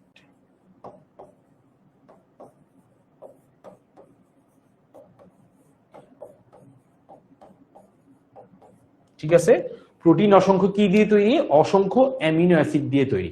তার মানে ধরো এখানে একটা অ্যামিনো অ্যাসিড আছে, অ্যামিনো অ্যাসিড 1 নাম দিলাম। তারপরে এই পাশে আরেকটা অ্যামিনো অ্যাসিড আছে, এটা ধরো অ্যামিনো অ্যাসিড 2 নাম দিলাম। তারপরে ধরো এখানে আরো অ্যামিনো অ্যাসিড আছে, অ্যামিনো অ্যাসিড 3 নাম দিলাম। তারপরে ধরো এখানে আরো অ্যামিনো অ্যাসিড আছে, অ্যামিনো অ্যাসিড, এটা নাম দিলাম 4। এই দেখো এইভাবে অসংখ্য, আগে যেরকম অনেকগুলো গ্লুকোজ একসাথে যুক্ত হচ্ছিল, এবার অনেকগুলো অ্যামিনো অ্যাসিড যুক্ত হচ্ছে একসাথে। এর আগে যেটা ছিল সেটা কি ছিল, অসংখ্য গ্লুকোজ, আর এবার হচ্ছে অসংখ্য অ্যামিনো অ্যাসিড পরস্পরের সঙ্গে যুক্ত হয়ে একটা প্রোটিন তৈরি করতেছে। তার মানে একটা প্রোটিনকে যখন আমি ভাঙবো, ভাঙার পরে আসলে আমি কি পাবো, ভাঙার পরে আমি পাবো অনেকগুলা অ্যামিনো অ্যাসিড। ঠিক আছে, সো প্রোটিন ভাঙলে আসলে কি পাওয়া যায়, প্রোটিন ভাঙলে অসংখ্য অ্যামিনো অ্যাসিড পাওয়া যায়। প্রোটিন কি দিয়ে তৈরি, প্রোটিন অসংখ্য অ্যামিনো অ্যাসিড দিয়ে তৈরি। প্রোটিনের গাঠনিক উপাদানে কি কি, এলিমেন্টস পাওয়া যায় কার্বন, হাইড্রোজেন, অক্সিজেন, তার সঙ্গে নাইট্রোজেন। এর মধ্যে সবচেয়ে ইম্পর্টেন্ট কোনটা?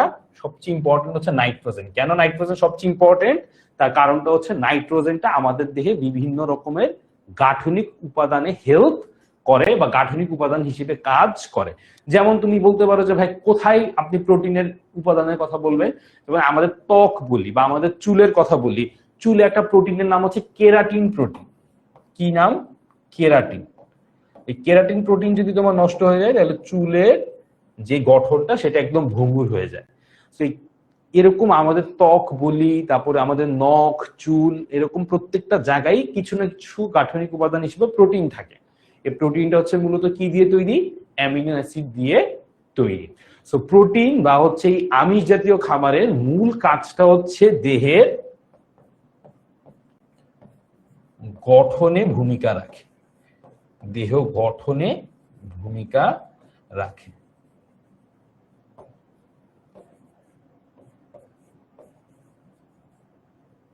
সবাই কি আমিষ জাতীয় খাবারের বেসিক গঠনটা বুঝতে পারছি? তার মানে যখন তুমি প্রোটিন খাবা, প্রোটিন জাতীয় খাবার যেমন ডিম খাইলা, তারপর হচ্ছে মাছ খাইলা, এটা তুমি কি হিসেবে খাবা? প্রোটিন। তোমার দেহের ভিতরে যখন এটা যাবে, এটা ভেঙে আসলে কিসে পরিণত হবে? এরকম এক একটা অ্যামাইনো অ্যাসিডে পরিণত হবে। তার মানে প্রোটিনটা হচ্ছে পুরাটাকে একসাথে প্রোটিন বলতেছি, বাট আমার প্রত্যেকটা প্রোটিন গঠন হচ্ছে অসংখ্য অ্যামিনো অ্যাসিড দিয়ে। তার মানে আমার দেহে যখন প্রোটিনটা ভাঙবে, পরিপাক হবে, তখন এই অ্যামিনো অ্যাসিড গুলো পরস্পর থেকে কি হয়ে যাবে? অ্যামিনো অ্যাসিড গুলো পরস্পর থেকে বিচ্ছিন্ন হয়ে যাবে। এই অ্যামিনো অ্যাসিড গুলো বিচ্ছিন্ন হয়ে গিয়ে তখন এটা আমার দেহ কাজে লাগাতে পারবে।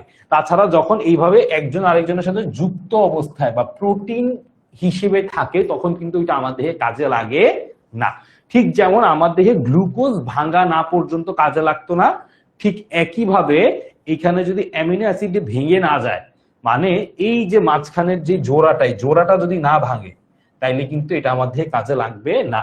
তার মানে প্রোটিন কখন বলবো? যখন এটা একটা আরেকটার সাথে জোড়া লাগানো অবস্থায় থাকবে। প্রোটিনটা যখন আমার দেহে যাবে, এটা যখন পরিপাক হবে, তখন এই জোড়াগুলা ভেঙে যাবে, ভেঙে অ্যামিনো অ্যাসিড গুলো পরস্পর থেকে আলাদা হয়ে যাবে। এই আলাদা হওয়া অ্যামিনো অ্যাসিড গুলাই আমার দেহে মূলত কাজ করে বা কাজে লাগে। সবাইকে এই পার্টটা বুঝতে পারছি কিনা? আমাকে একটু সবাই ইনশিওর করো তো যে আমরা প্রোটিনের গঠনটা ক্লিয়ার কিনা।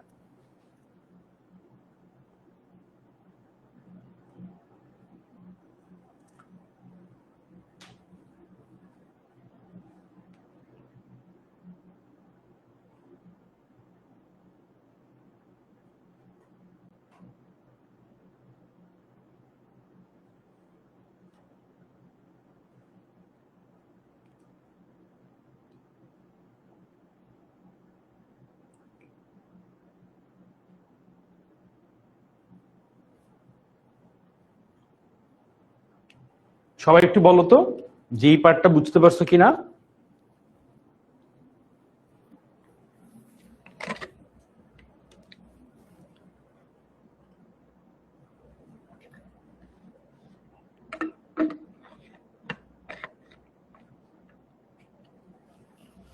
আচ্ছা, আমিষের গঠনটা আমি আরেকবার একটু বলে দিচ্ছি, খেয়াল করো। প্রথম কথা হচ্ছে প্রোটিনের গঠনে কি থাকে? কার্বন থাকে, হাইড্রোজেন থাকে, অক্সিজেন থাকে এবং নাইট্রোজেন থাকে। এবং এই উপাদানগুলোর মধ্যে সবচেয়ে ইম্পর্টেন্ট উপাদান যেটা, সেই সবচেয়ে ইম্পর্টেন্ট উপাদানটা হচ্ছে এই নাইট্রোজেন। আচ্ছা, এই নাইট্রোজেনটা কেন আমাদের দেহে সবচেয়ে বেশি ইম্পর্টেন্ট? কারণ একটা একটা করে আমি বলি। আমাদের দেহে যে ডিএনএ এর গঠনটা, সেটাতে আমাদের নাইট্রোজেনের প্রয়োজন হয়। এটাই হচ্ছে মোস্ট ইম্পর্টেন্ট কথা। কেন? আমাদের দেহে ডিঅক্সিরাইবো নিউক্লিক অ্যাসিড, এই পুরাটা গঠনেই মূলত নাইট্রোজেন ভূমিকা রাখে। তাহলে নাইট্রোজেন দিয়েই মেইন যে বেসটা তৈরি হয় ডিএনএ, সেটা তৈরি হয় নাইট্রোজেন দিয়ে। এখন এই নাইট্রোজেনটা তুমি কোত্থেকে পাও? তুমি কি স্নেহ জাতীয় পদার্থ থেকে নাইট্রোজেন পাও? না। তুমি কি শর্করা জাতীয় খাবার থেকে নাইট্রোজেন পাও? না। তুমি শুধুমাত্র নাইট্রোজেনটা পাবা এই আমিষ জাতীয় খাবার বা প্রোটিন থেকে। ঠিক আছে? তাহলে প্রথম কথা হচ্ছে প্রোটিনটা তৈরি হচ্ছে কার্বন, হাইড্রোজেন, অক্সিজেন এবং তার সাথে নাইট্রোজেন দিয়ে। এটা হচ্ছে একদম বেসিক কথা। তারপরে আসো, প্রোটিনটা অসংখ্য অ্যামাইনো অ্যাসিড দিয়ে তৈরি। এই কথাটার মানেটা কি? খেয়াল করো, প্রত্যেকটা অ্যামাইনো অ্যাসিডের মধ্যে কিন্তু কার্বন আছে, হাইড্রোজেন আছে, অক্সিজেন আছে, নাইট্রোজেন আছে। এটা একটু খেয়াল করো। এটার মধ্যে কি আছে, কার্বন আছে, হাইড্রোজেন আছে, অক্সিজেন আছে, নাইট্রোজেন আছে, বিভিন্ন রকম গঠনে থাকে বলে আমি একদম কমনলি দেখাচ্ছি না, বাট এই প্রত্যেকটার মধ্যে carbon, hydrogen, oxygen, nitrogen, carbon, hydrogen, oxygen, nitrogen, carbon, hydrogen, oxygen, nitrogen, প্রত্যেকটার মধ্যে কমনলি এই গঠনটা থাকবে। এরপরে এই একটা অ্যামিনো অ্যাসিড, যেটাকে আমি বলছি অ্যামিনো অ্যাসিড 1, এই একটা অ্যামিনো অ্যাসিডের সাথে আরেকটা অ্যামিনো অ্যাসিড যুক্ত হয়েছে, এরকম আরেকটা অ্যামিনো অ্যাসিড যুক্ত হয়েছে, এরকম অসংখ্য অ্যামিনো অ্যাসিড পরস্পরের সাথে যুক্ত হইলে তখন আমরা সেটাকে বলি প্রোটিন। তার মানে প্রোটিনটা হচ্ছে অসংখ্য অ্যামিনো অ্যাসিড। অসংখ্য অ্যামিনো অ্যাসিড যখন পরস্পরের সাথে যুক্ত হয় তখন সেটাকে বলে হচ্ছে কি, তখন সেটাকে বলে হচ্ছে প্রোটিন। সো প্রোটিন হচ্ছে অসংখ্য অ্যামিনো অ্যাসিড একসঙ্গে যুক্ত হওয়ার মাধ্যমে তৈরি হয়। আমার দেহে যখন প্রোটিন জাতীয় খাবার, ধর আমি ডিম খাইলাম, এখন ডিম তো প্রোটিন হিসেবে আমার দেহে গেছে, কিন্তু এটা আমার দেহে প্রোটিন হিসেবে কাজে লাগাইতে পারবে না, মানে আমার দেহ প্রোটিনকে সরাসরি কাজে লাগাতে পারে না। প্রোটিনটাকে কিসে ভেঙে যেতে হয়, পরিপাকের মাধ্যমে অ্যামিনো অ্যাসিডে ভেঙে যেতে হয়। ধরো এই অ্যামিনো অ্যাসিড গুলা যখন পরস্পরের সাথে যুক্ত তখন আমি সেটাকে বলতেছি প্রোটিন। এই প্রোটিনের মাঝখানে যে যোগ হওয়ার যে পার্টটা, যেটা একটা অ্যামিনো অ্যাসিডকে আরেকটার সাথে যুক্ত করছে, সেই বন্ধনটা যখন ভেঙে যায় তখন সেটাকে আমরা বলতেছি এক একটা অ্যামিনো অ্যাসিড। বাট এই অ্যামিনো অ্যাসিড গুলো যখন একজন আরেকজনের সাথে যুক্ত অবস্থায় থাকে, অসংখ্য অ্যামিনো অ্যাসিড যখন এভাবে যুক্ত থাকে তখন সেটাকে আমরা বলি প্রোটিন। প্রোটিনটা আমাদের দেহে সরাসরি কাজে লাগে না। আমি একটু লিখে দেই, প্রোটিন আমাদের দেহে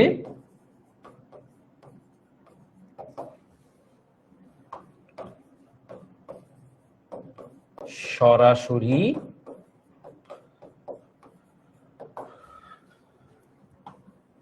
কাজে লাগে না। প্রোটিন যদি আমার দেহে সরাসরি কাজে না লাগে, প্রোটিন কিভাবে কাজে লাগবে? প্রোটিন ভেঙে বা পরিপাক হয়ে, আমরা লিখি পরিপাকের মাধ্যমে ভেঙে অ্যামিনো অ্যাসিডে পরিণত হয়। পরিপাকের মাধ্যমে ভেঙে কিসে পরিণত হয়? অ্যামাইনো অ্যাসিডে পরিণত হয়।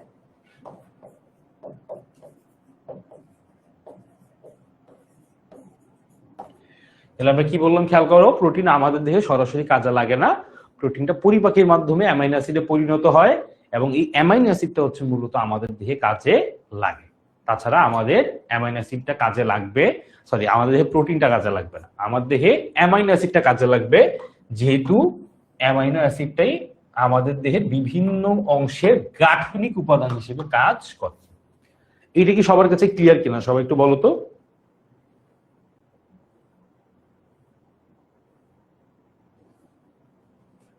সবার কাছে এটা ক্লিয়ার?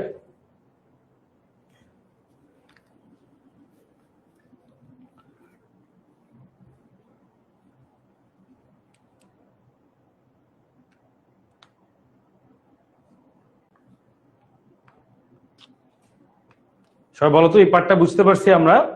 শর্করা কি বুঝতে পারছি, আমিষ কি বুঝতে পারছি কিনা সবাই একটু বলো তো।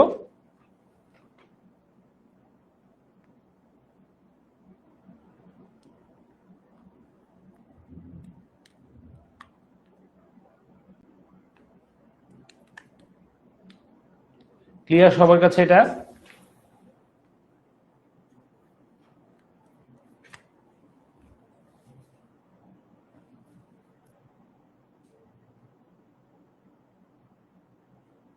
ওকে, ভেরি গুড। এবার আমরা একটু স্নেহ জাতীয় পদার্থতে চলে আসি। স্নেহ জাতীয় পদার্থ হচ্ছে মূলত আমরা যেটা ওই ঘি, চর্বি, তেল, সো চর্বি, ঘি, তেল, এই ছবিটাই তুমি এখানে দেখতে পারতেছো। স্নেহ জাতীয় খাবারে হচ্ছে মূলত তোমার কার্বন, হাইড্রোজেন আর অক্সিজেন, এটাই মূলত থাকে। কার্বন, হাইড্রোজেন আর অক্সিজেনই থাকে, বাট এটার গঠনটা একটু ডিফারেন্ট হয়। হ্যাঁ, এখানে আমরা বলি ফ্যাটি অ্যাসিড বা এইরকম একটা গঠন এটার সাথে সবসময় থাকে, COOH, অথবা তোমার এই গঠনটা বা ফ্যাটি অ্যাসিডের একটা গঠন এখানে মূলত থাকে।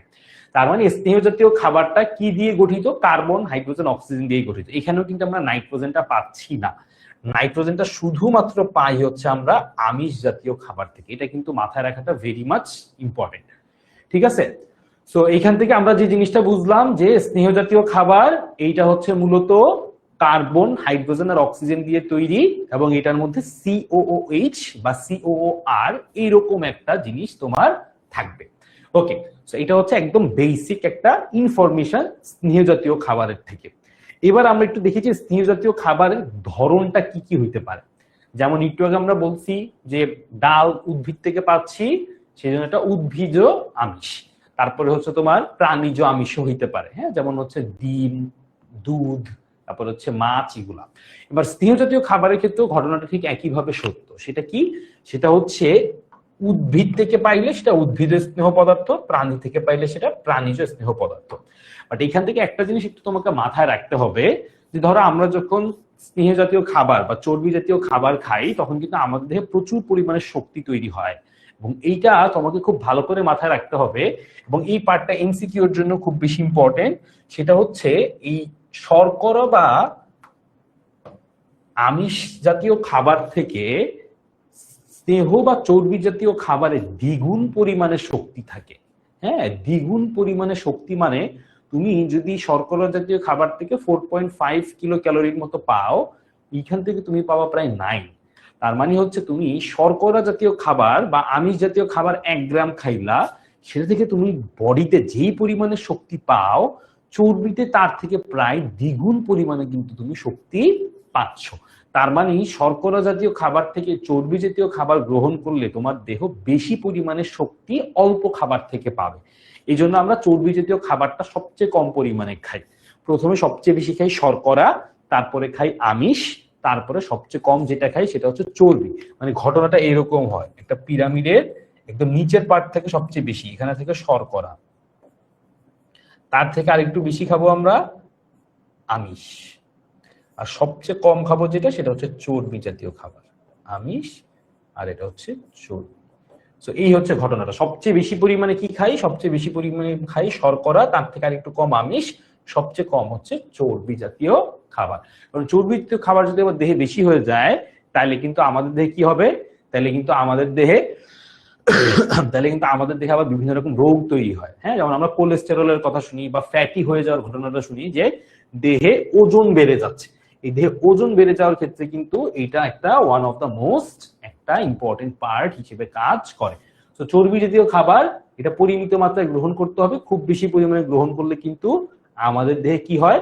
আমাদের দেহে ওজন বা বেড়ে যাওয়া সহ আরো বিভিন্ন রকমের শারীরিক সমস্যা হইতে পারে। সবাই এইবার একটু এই পোলটা বা তোমাদের সামনে একটা এমসিকিউ দেখতে পারতেছো, এখন একটা পোল চলে যাবে, সবাই এই পোলের অ্যান্সারটা ঝটপট দিয়ে দিবা।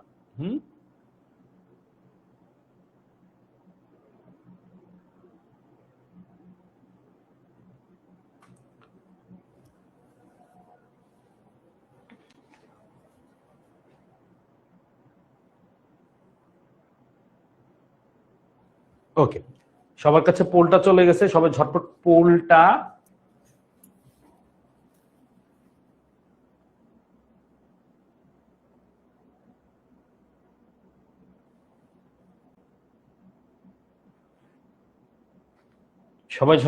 অ্যান্সার করে দাও।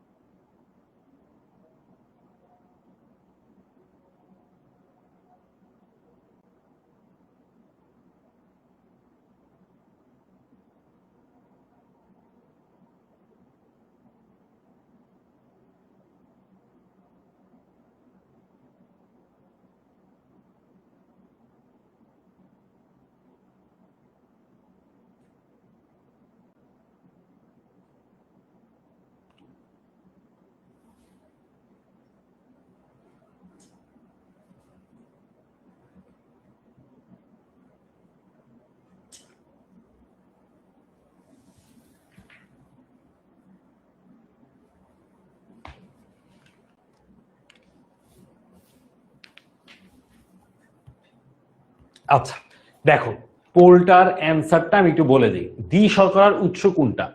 এটার উৎস কেউ বলছে চিনি আলু, কেউ বলছে দুধ মধু, কেউ আটা চিনি, কেউ চিনি অথবা দুধ। তার মানে এই যে একটু আগে তোমাদেরকে বললাম যে এই পার্টটা থেকে সবচেয়ে বেশি এমসিকিউ পরীক্ষাতে আসে, সেটা তোমরা খেয়াল করো নাই। যারা এটা পারো নাই, পারছো অনেকেই যারা কারেক্ট অ্যান্সার দিচ্ছ তারা তো ভেরি গুড। যারা ম্যাক্সিমাম কারেক্ট অ্যান্সার দিতে পারো নাই, তার মানে এতক্ষণ ধরে তারা ক্লাসেই ছিল না, এই যে একজন আরেকজনের সাথে ডিসকাশন বক্সে গল্প করছো, এর মধ্যে কাউকে কাউকে ব্যান করে দিছে, কেউ হয়তো বা আমরা নেক্সট ক্লাস থেকে হয়তো ডিসকাশন গুলা কমায় দিচ্ছি। সো এগুলো কিন্তু তোমাদেরই ক্লাসের ক্ষতি হচ্ছে। তো তোমরা যখন ক্লাসে মনোযোগ দিবা না, তখন যে ইজি প্রশ্ন সেটাও কিন্তু তুমি পারবা না। ডি সরকারের উৎস কোনটা, এটা কিন্তু আমি অনেকবার দেখাইছি, অনেকবার মুখে বলছি, আবারও দেখাই দিই, তারপরে অনেকে পারবে না, তাই না? তারপরে ধরো আমি আরেকবার দেখাই দিও, একটা পোল দিই, দেখি কয়জন পারে। হ্যাঁ, তো ডি সরকারের উৎস হচ্ছে এইটা। এটা দেখানোর পরেও ওই যে লিখে দিছি যেখান থেকে এমসিকিউ আসে, এটা বলে দেওয়ার পরেও দেখো তুমি পারো নাই। এখানে যখন পারো নাই, পরীক্ষার হলে যেটা না পারার সম্ভাবনাটাই সবচেয়ে বেশি। তার মানে এই যে আমরা বলি যে পরীক্ষার প্রশ্ন কঠিন হয়েছে ভাইয়া, কিছুই পারি না, এমন প্রশ্ন দিছে জীবনে চোখেই দেখি নাই। তুমি যদি চোখ খুলে দেখতে না চাও, তাহলে তো তুমি কখনোই এটা দেখতে পারবা না। তুমি এটা পারবা না এমনি স্বাভাবিক। সো তুমি সহজ প্রশ্নগুলো যখন পরীক্ষাতে ভুল করে আসবা, কঠিন প্রশ্ন নিয়ে তার কোনো অ্যান্সারই থাকতেছে না। তারপর আমি আবার একটু পোল দেই, দেখবো এরপরও কয়েকজন ভুল করবে। হ্যাঁ, আমি আবার দেই পোলটা, দেখবা এরপরও অনেকে ভুল করতেছে। দেখি তো কয়জন এবার ঠিক মতো দেয়।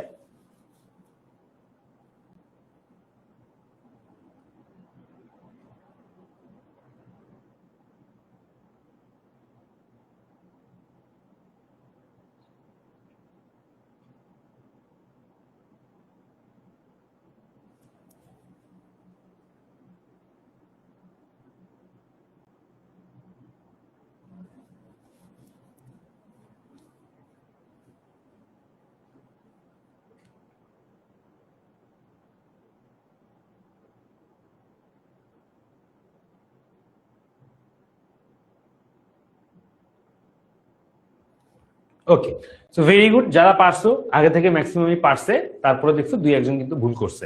সো এই ধরনের সহজ প্রশ্ন যাতে কোনোভাবে ভুল না হয়, এটা একটু মাথায় রাখবো সবাই। ঠিক আছে, অল গুড। তার মানে আমরা এতক্ষণ ধরে শর্করা পড়ছি, আমিষ পড়ছি, স্নেহ পড়ে ফেলছি।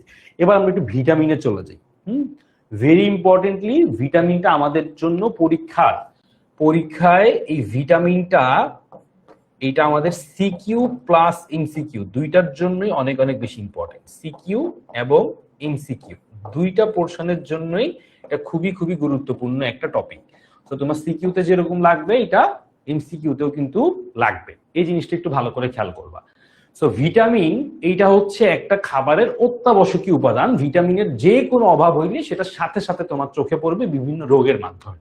এখন ভিটামিনটা দুই ধরনের হয়, একটা ভিটামিন হয় চর্বিতে দ্রবণীয় বা তেলে দ্রবণীয়, আর একটা হয় পানিতে দ্রবণীয়। এখন চর্বিতে দ্রবণীয় ভিটামিন গুলা, এইটা আমাদের দেহে অনেক দিন ধরে জমা থাকতে পারে। হ্যাঁ, অনেক দিন ধরে জমা থাকতে পারে, অনেক দিন জমা থাকে।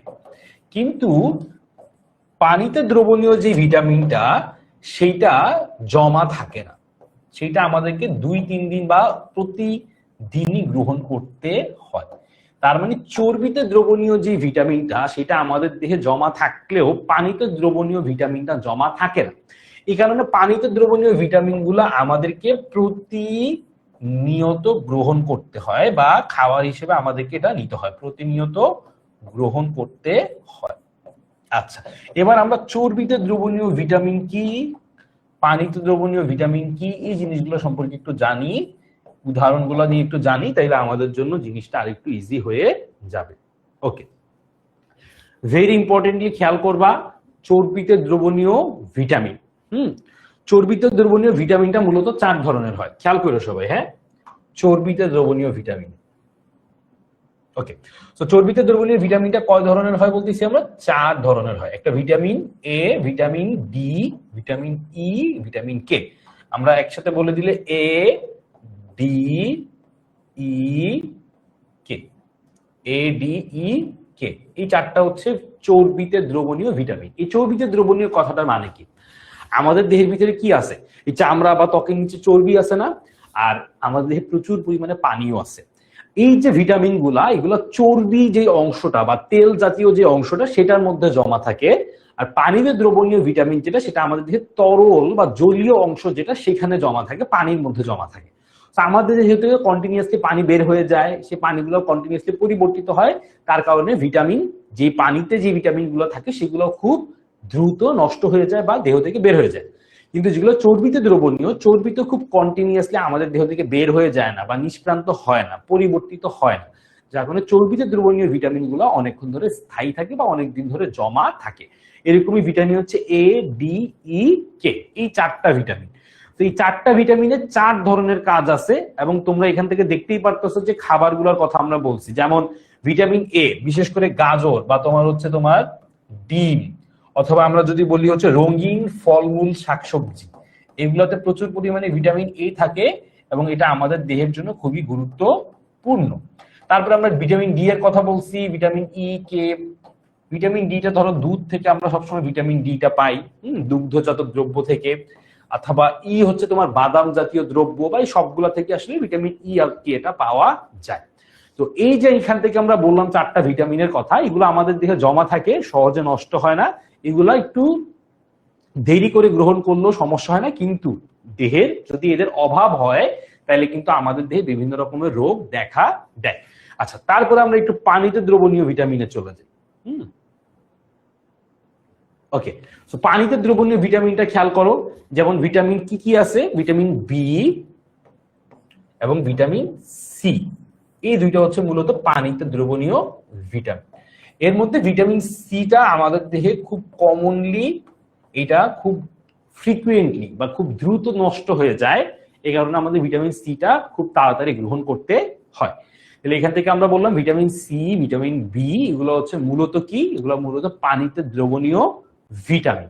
এবার আমরা একটু জিনিস জানি যে ভিটামিন যদি নষ্ট হয়ে যায় সেই ক্ষেত্রে আমাদের এখান থেকে আসলে কি কি, এখান থেকে তোমার, আচ্ছা এই জিনিসটা পানিতে হবে না, এটা চর্বিতে হবে, পানিতে অদ্রবণীয় বা চর্বিতে দ্রবণীয়।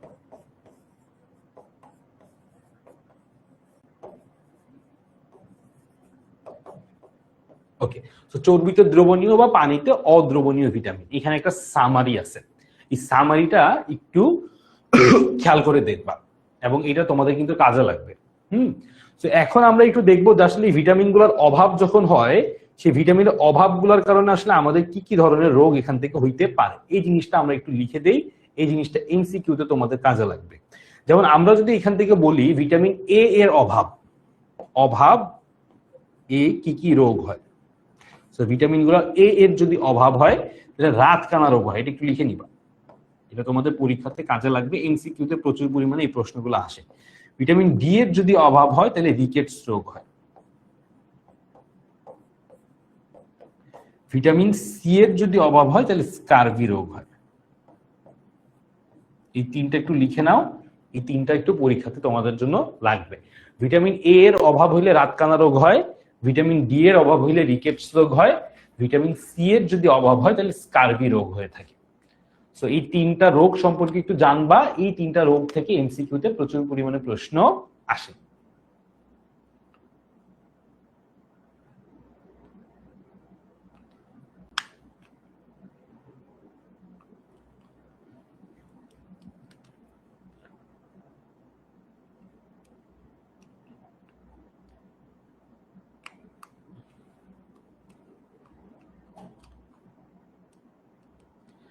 হ্যাঁ আয়াত, গাজরে তোমার হচ্ছে মূলত ভিটামিন এ থাকে, ঠিক আছে? ওকে, অল গুড, বুঝতে পারছি না? আচ্ছা, এবার আমরা একটু কয়টা এমসিকিউ তে চলে যাই যেগুলো বোর্ডে আসা এমসিকিউ, ঠিক আছে? এটা হচ্ছে কি, এটা বোর্ড পরীক্ষায় আসছে এরকম একটা এমসিকিউ, একটু ঘুরানো এমসিকিউ, দেখি এটা কয়জন পারে, আমি তাও আগে একটু বুঝাই দিই। কি বলছে খেয়াল করো, চর্বিতে দ্রবণীয় ভিটামিন।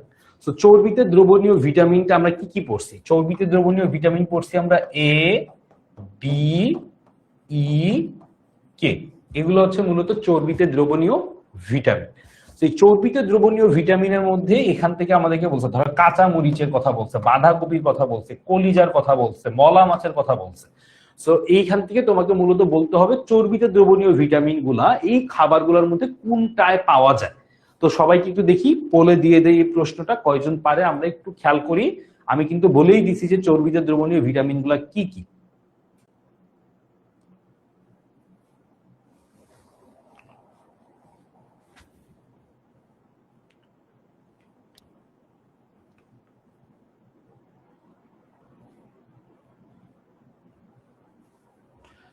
সবাই একটু ঝটপট এটার অ্যান্সারটা দিয়ে দাও যে চর্বিত দ্রবণীয় ভিটামিন কোন খাবারটায় পাওয়া যায়।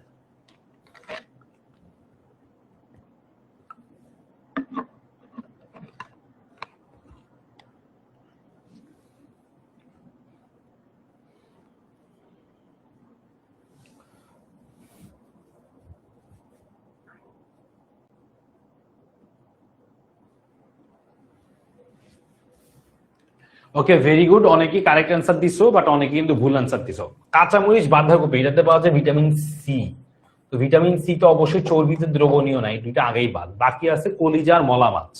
ভিটামিন এটা পাওয়া যায় ছোট মাছে, মলা, ঢেলা, এগুলাতে হচ্ছে মূলত এই ভিটামিন এটা পাওয়া যায়। তো ভিটামিন এটা পাওয়া যায় মলা মাছে। যেহেতু ভিটামিন এটা একটা চর্বিতে দ্রবণীয় ভিটামিন, এই জন্য এটার অ্যান্সারটা হবে এ। বুঝতে পারছি? এডিই কে, এটা চর্বিতে দ্রবণীয় ভিটামিন, এটা পাওয়া যায় মূলত মলা মাছ, ঢেলা মাছে। এই জন্য আমরা বলতেছি এখান থেকে এটা হচ্ছে মলা মাছ, সুতরাং এটা হচ্ছে চর্বিতে দ্রবণীয় ভিটামিন। আচ্ছা, এবার আমরা একটু এইটার অ্যান্সারটা দিয়ে ফেলি। খুবই সহজ একটা প্রশ্ন, কিন্তু এটা বোর্ড পরীক্ষায় আসছে। স্যার আবার পোল দেন, এই যে আবার পোলটা দিচ্ছি, এবার দেখি কয়জন পারে। কঠিন প্রশ্ন তো একটু বললাম আমি আগেই, এবার দেখি সহজ প্রশ্নটা কয়জন পারে।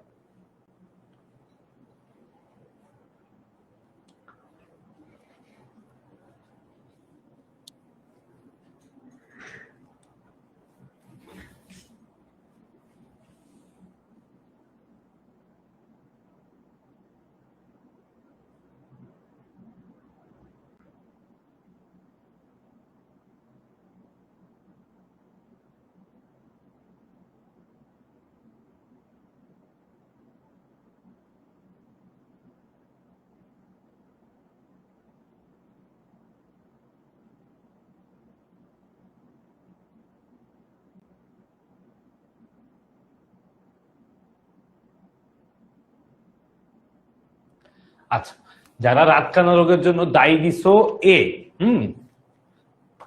ব্যাকটেরিয়ার জন্য রাতকানা রোগ হয়, এটা তুমি কোথায় শুনছো এটা একটু পড়ে নিবা। হ্যাঁ, যদিও ম্যাক্সিমাম কারেক্ট অ্যান্সার দিচ্ছে যে ভিটামিন অভাব, এবং এক্স্যাক্টলি বললে হচ্ছে ভিটামিন এ এর অভাবে হচ্ছে রাতকানা রোগ হয়।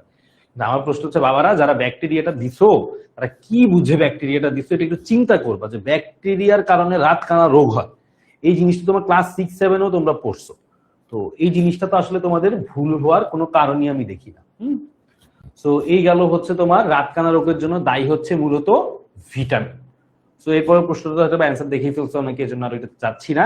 আমরা একটু পরের পার্টটাতে চলে যাই। এবার যারা এটা ব্যাকটেরিয়া অ্যান্সার দিছো, তারা কেন ব্যাকটেরিয়া অ্যান্সারটা দিছো একটু বাসায় বসে নিজে চিন্তা করবা যে ভাইয়া ব্যাকটেরিয়া অ্যান্সারটা কেন দিলাম। হ্যাঁ, সো এটা যদি একটু চিন্তা করে বের করতে পারো, তাইলে আমি বুঝবো যে না, অন্তত তুমি চিন্তা করছো। চিন্তা করলে আমার মনে হয় না জীবনে তুমি চিন্তা করবা যে রাতকানা রোগ ব্যাকটেরিয়ার জন্য হয়। এই জিনিসটা কখনোই কেউ সুস্থ মস্তিষ্কে অ্যান্সার দিলে কখনো এটা হওয়ার কথা না। ঠিক আছে? তো সবাই একটু অ্যান্সার গুলো যখন পরীক্ষায় দিবা, চিন্তা ভাবনা করে দেখে শুনে অ্যান্সার দিবা। ঠিক আছে? ওকে, এরপরে আসা আমরা বলছি খাবারের আরো দুইটা উপাদান আছে, একটা হচ্ছে পানি আর এটা হচ্ছে লবণ। তো পানি আর লবণটা দেহে মূলত দুইটা খুব গুরুত্বপূর্ণ কাজ করে। একটা হচ্ছে দেহ গঠনের কাজ করে এবং দেহের অভ্যন্তরীণ কার্যাবলী নিয়ন্ত্রণ করে। সো আমাদের দেহে তুমি যদি পানির গুরুত্বের কথা বলতে যাও, তাহলে এটা তো আসলে বলে শেষ করতে পারবা না। এর মধ্যে মোস্ট ইম্পর্টেন্টলি যে কাজটা করে, আমাদের দেহে বিভিন্ন প্রক্রিয়ায় অসংখ্য দূষিত পদার্থ উৎপন্ন হয়। যেমন আমরা যে মূত্র ত্যাগ করি, সেই মূত্রের মাধ্যমে কিন্তু দেহে দূষিত পদার্থগুলো বের হয়ে যায়। সুতরাং পানি আর লবণ আমাদের দেহে মূলত গঠন, অভ্যন্তরীণ কার্যাবলী নিয়ন্ত্রণ, এটাতে মূলত ভূমিকা রাখে, এবং পানি বিশেষভাবে আমাদের দেহে দূষিত পদার্থগুলোকে বের করে দেয়। পানি এবং লবণের মেইন কাজটা হচ্ছে আমাদের দেহের গঠনে ভূমিকা রাখা। যেমন লবণ কোথায় ভূমিকা রাখে তুমি জিজ্ঞেস করতে পারো। আমাদের হাড় এর গঠনে কিন্তু লবণের অনেক বড় একটা ভূমিকা আছে, হাড়ের গঠন। এছাড়া আমাদের দেহে আরো অনেক জায়গায় পানির ভারসাম্য রক্ষায়, হ্যাঁ, মস্তিষ্কের বিভিন্ন কর্মকাণ্ডেও এই লবণের ভূমিকা কিন্তু আছে। তার মানে দেহে লবণ এবং পানির ভূমিকাটা অত্যন্ত গুরুত্বপূর্ণ। কিসে কিসে? গঠনে, অভ্যন্তরীণ কার্যাবলী নিয়ন্ত্রণে।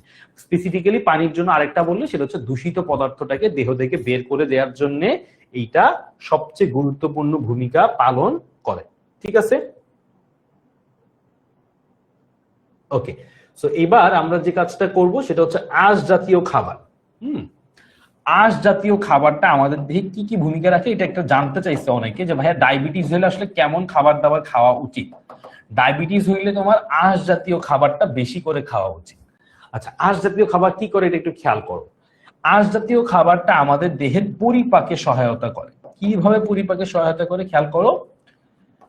প্রথম কথা হচ্ছে আঁশ জাতীয় খাবার পানি ধরে রাখে। কি করে? পানি ধরে রাখে। আঁশ জাতীয় খাবার কি করে? দেহে পানি ধরে রাখে। ওকে, যেহেতু দেহে বলতে তোমার হচ্ছে স্টোমাকের ভিতরে বা পাকস্থলীর ভিতরে যেহেতু পানি ধরে রাখে, এই পানি ধরে রাখার জন্য খাবারগুলো যথাযথভাবে কি হইতে পারে? পরিপাক হইতে পারে এবং মল তৈরিতে অবশিষ্ট যে অংশটা থাকে যথাযথ পরিপাক হয় এবং মল তৈরিতে সহায়তা করে। তার মানে আঁশ জাতীয় খাবার পরিপাক প্রক্রিয়াটার জন্য আমাদের দেহে কি প্রয়োজন হয়? পানির প্রয়োজন হয়। যদি তোমার দেহে পর্যাপ্ত পরিমাণে পানি না থাকে, পরিপাক প্রক্রিয়ার সময় যদি পানির অভাব ঘটে, তখন কিন্তু আর এই পরিপাক প্রক্রিয়াটা যথাযথভাবে হইতে পারে না। এই আঁশ জাতীয় খাবার, যেটা আমরা বলছি শাকসবজি কেন খাইতে বলে বেশি, কারণ শাকসবজি খাইলে অবশ্যই এটাতে তো ভিটামিন আছে, তারপর হচ্ছে বিভিন্ন খনিজ আছে, সেগুলো তো আছেই, পাশাপাশি পরিপাক প্রক্রিয়াটাকেও সহায়তা করে হচ্ছে শাকসবজি বা আঁশ জাতীয় খাবার। হ্যাঁ, এই জন্য আঁশ জাতীয়, দেখো সামনে রমজান আসতেছে, রমজান মাসে কিন্তু আমরা পানি টানি কম খাবো। তো কম খাইলে তখন যে জিনিসটা হয়, আমাদের দেহে পানি শূন্যতা দেখা যায়, তখন পরিপাক প্রক্রিয়া ঠিক থাকে না, দেহের অন্যান্য কার্যক্রম ঠিক থাকে না। এই জন্য যখন আমরা রোজার সময় ইফতারের চেষ্টা করবো যে আমরা যে ইসুফগুলো ভুসি খাই বা শাকসবজি জাতীয় খাবার যাতে খাই, সেটা সেহরিতে হোক বা রাতের খাবার হোক, এটা যাতে একটু মাথায় থাকে। সো শাকসবজি, আঁশ জাতীয় খাবার এগুলো আমাদের দেহে পানি ধরে রাখে, পরিপাকে সহায়তা করে, যথাযথ পরিপাক প্রক্রিয়ার মাধ্যমে মল তৈরিতে সহায়তা করে, যেটা আমার পুরো দেহের যে টোটাল সিস্টেমটা সেটাকে সচল রাখতে সহায়তা করে। এই হচ্ছে মূলত আঁশ জাতীয় খাবার। দেখো তো আমরা আজকে কি কি পড়লাম। শর্করা জাতীয় খাবারের গঠন পড়লাম, কাজ কি সেটা পড়লাম, আমিষ সেটা পড়লাম, স্নেহ জাতীয় পড়লাম, তারপরে ভিটামিন কি, ভিটামিনের কোন ধরনের ভিটামিন কি কাজে লাগে, কোন ভিটামিনের অভাবে কি রোগ হয় সেটা দেখলাম, তারপরে পানি খনিজ লবণের কাজ দেখলাম, এবং ফাইনালি আঁশ জাতীয় খাবার কিভাবে কাজ করে বা কেন এটা খাবারটা গুরুত্বপূর্ণ, এই জিনিসটা হচ্ছে আমরা এখান থেকে খেয়াল করছি। সো মোটামুটি আশা করি আমাদের খাবারের যে 7টা উপাদান সেটা নিয়ে তোমাদের কারো যেমন কোনো প্রশ্ন নাই। পাশাপাশি আমরা বোর্ড পরীক্ষায় কেমন এমসিকিউ আসে সেই এমসিকিউ গুলো কিন্তু মোটামুটি দেখে ফেলছি। এবং আঁশ জাতীয় খাবার যখন তুমি খাবা, খাবারটা যখন যথাযথভাবে পরিপাক হবে, এটা কিন্তু আমাদের দেহের ওজন হ্রাস বা স্থূলতাকে প্রতিরোধ করতেও হেল্প করবে। সো ওজন হ্রাস বা স্থূলতা প্রতিরোধ করতেও এটা হেল্প করে থাকে। তো দেখো আঁশ জাতীয় খাবারে কিন্তু অনেক গুরুত্ব আছে। যাদের ডায়াবেটিস আছে, যাদের অন্যান্য সমস্যা আছে, তাদের জন্য কিন্তু আঁশ জাতীয় খাবারটা ভেরি মাচ ইম্পর্টেন্ট। সো এই হচ্ছে মোটামুটি আজকের ক্লাসে আমাদের মেইন টপিক গুলো, যেগুলো আমাদের দেখার দরকার ছিল। তো আমরা লাস্ট হচ্ছে এই একটা এমসিকিউ দিয়ে আজকের ক্লাসটা মোটামুটি শেষ করব। রাফেজ হচ্ছে ইংলিশে আমরা রাফেজ বলি, বাংলাতে সেটা হচ্ছে আঁশ জাতীয় খাবার বলে। হ্যাঁ,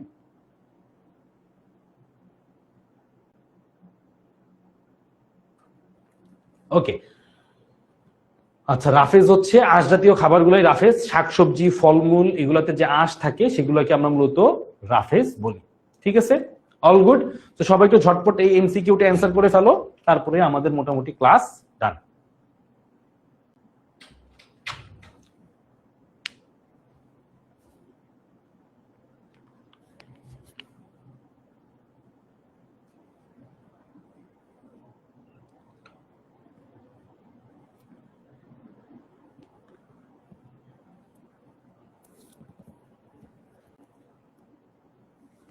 তাহলে দেখো, আঁশযুক্ত খাবার মানুষের শরীরে কোন কাজটা করে? ক্যান্সার তো অবশ্যই সৃষ্টি করে না, তারপরে হচ্ছে ওজন অবশ্যই বৃদ্ধি করে না, চর্বি জমতেও সাহায্য করে না। তাহলে কি করে? স্থূলতাটা হ্রাস করে, যেটা একটু আগেই বললাম। কেন? যখন আমাদের খাবারটা যথাযথভাবে পরিপাক হবে, তখন প্রয়োজনীয় অংশটা দেহে থাকবে, অপ্রয়োজনীয় অংশটা দেহ থেকে বের হয়ে যাবে। যদি তোমার খাবারটা ঠিকমতো পরিপাক না হয়, দেহের প্রয়োজনীয় অংশ অপ্রয়োজনীয় অংশ সবগুলাই দেহে জমে থাকবে, তখন কিন্তু দেহের ওজন ধীরে ধীরে বাড়বে, স্থূলতা সৃষ্টি হবে। এই হচ্ছে মোটামুটি আমাদের আজকে টোটাল ক্লাসের কনসেপ্টগুলো। আশা করি যদি তুমি ক্লাসটা ভালো করে খেয়াল করো, তোমার পরিপাক প্রক্রিয়ার যে টোটাল বেসিকটা সেটা কিন্তু খাবারের গঠন থেকেই তুমি পেয়ে যাবা। তো আশা করি তোমার জন্য বেসিকটা ডেভেলপ করতে আজকের ক্লাসটা অনেক বেশি হেল্প হয়েছে, এবং তুমি যে এমসিকিউ গুলো কোন জায়গা থেকে আসে, কিভাবে আসে, সেই জিনিসটা নিয়ে একটু আইডিয়া পাইছো। যদি তুমি বিষয়গুলো ঠিকঠাক বুঝতে পারো, তোমার খাবারের পরিপাকের অর্ধেক পড়াশোনা কিন্তু এখান থেকে হয়ে গেছে। জাস্ট খাবারের পরিপাকের প্রসেসটা যদি তুমি বুঝো, বাকি জিনিসগুলো কিন্তু তুমি এখান থেকে কানেক্ট করে ফেলতে পারবা। সো স্বাধীন বলতেছে ভাই স্থূলতা কি? স্থূলতা হচ্ছে খাবার যদি দেহে জমে যায়, মানে খাবার বলতে অপ্রয়োজনীয় অংশগুলো, তখন দেহের ওজন বৃদ্ধি পাওয়াটাকে স্থূলতা বলে। তো আশা করি সবার জন্য জিনিসগুলো কাজে লাগবে। যে ইম্পর্টেন্ট জিনিসগুলো বলছি সেগুলো একটু নোট করে রাখবা এবং এগুলো বাসায় পড়ার চেষ্টা করবা। আশা করি তোমার এটা সামনের দিনের ক্লাসগুলো বা পড়াশোনাগুলো আরো সহজ করে দিবে। দেখা হবে নেক্সট ক্লাসে। সবার সাথে 10 মিনিট স্কুলের অনলাইন ব্যাচে দেখা হবে অবশ্যই। সবাই ভালো থাকবা।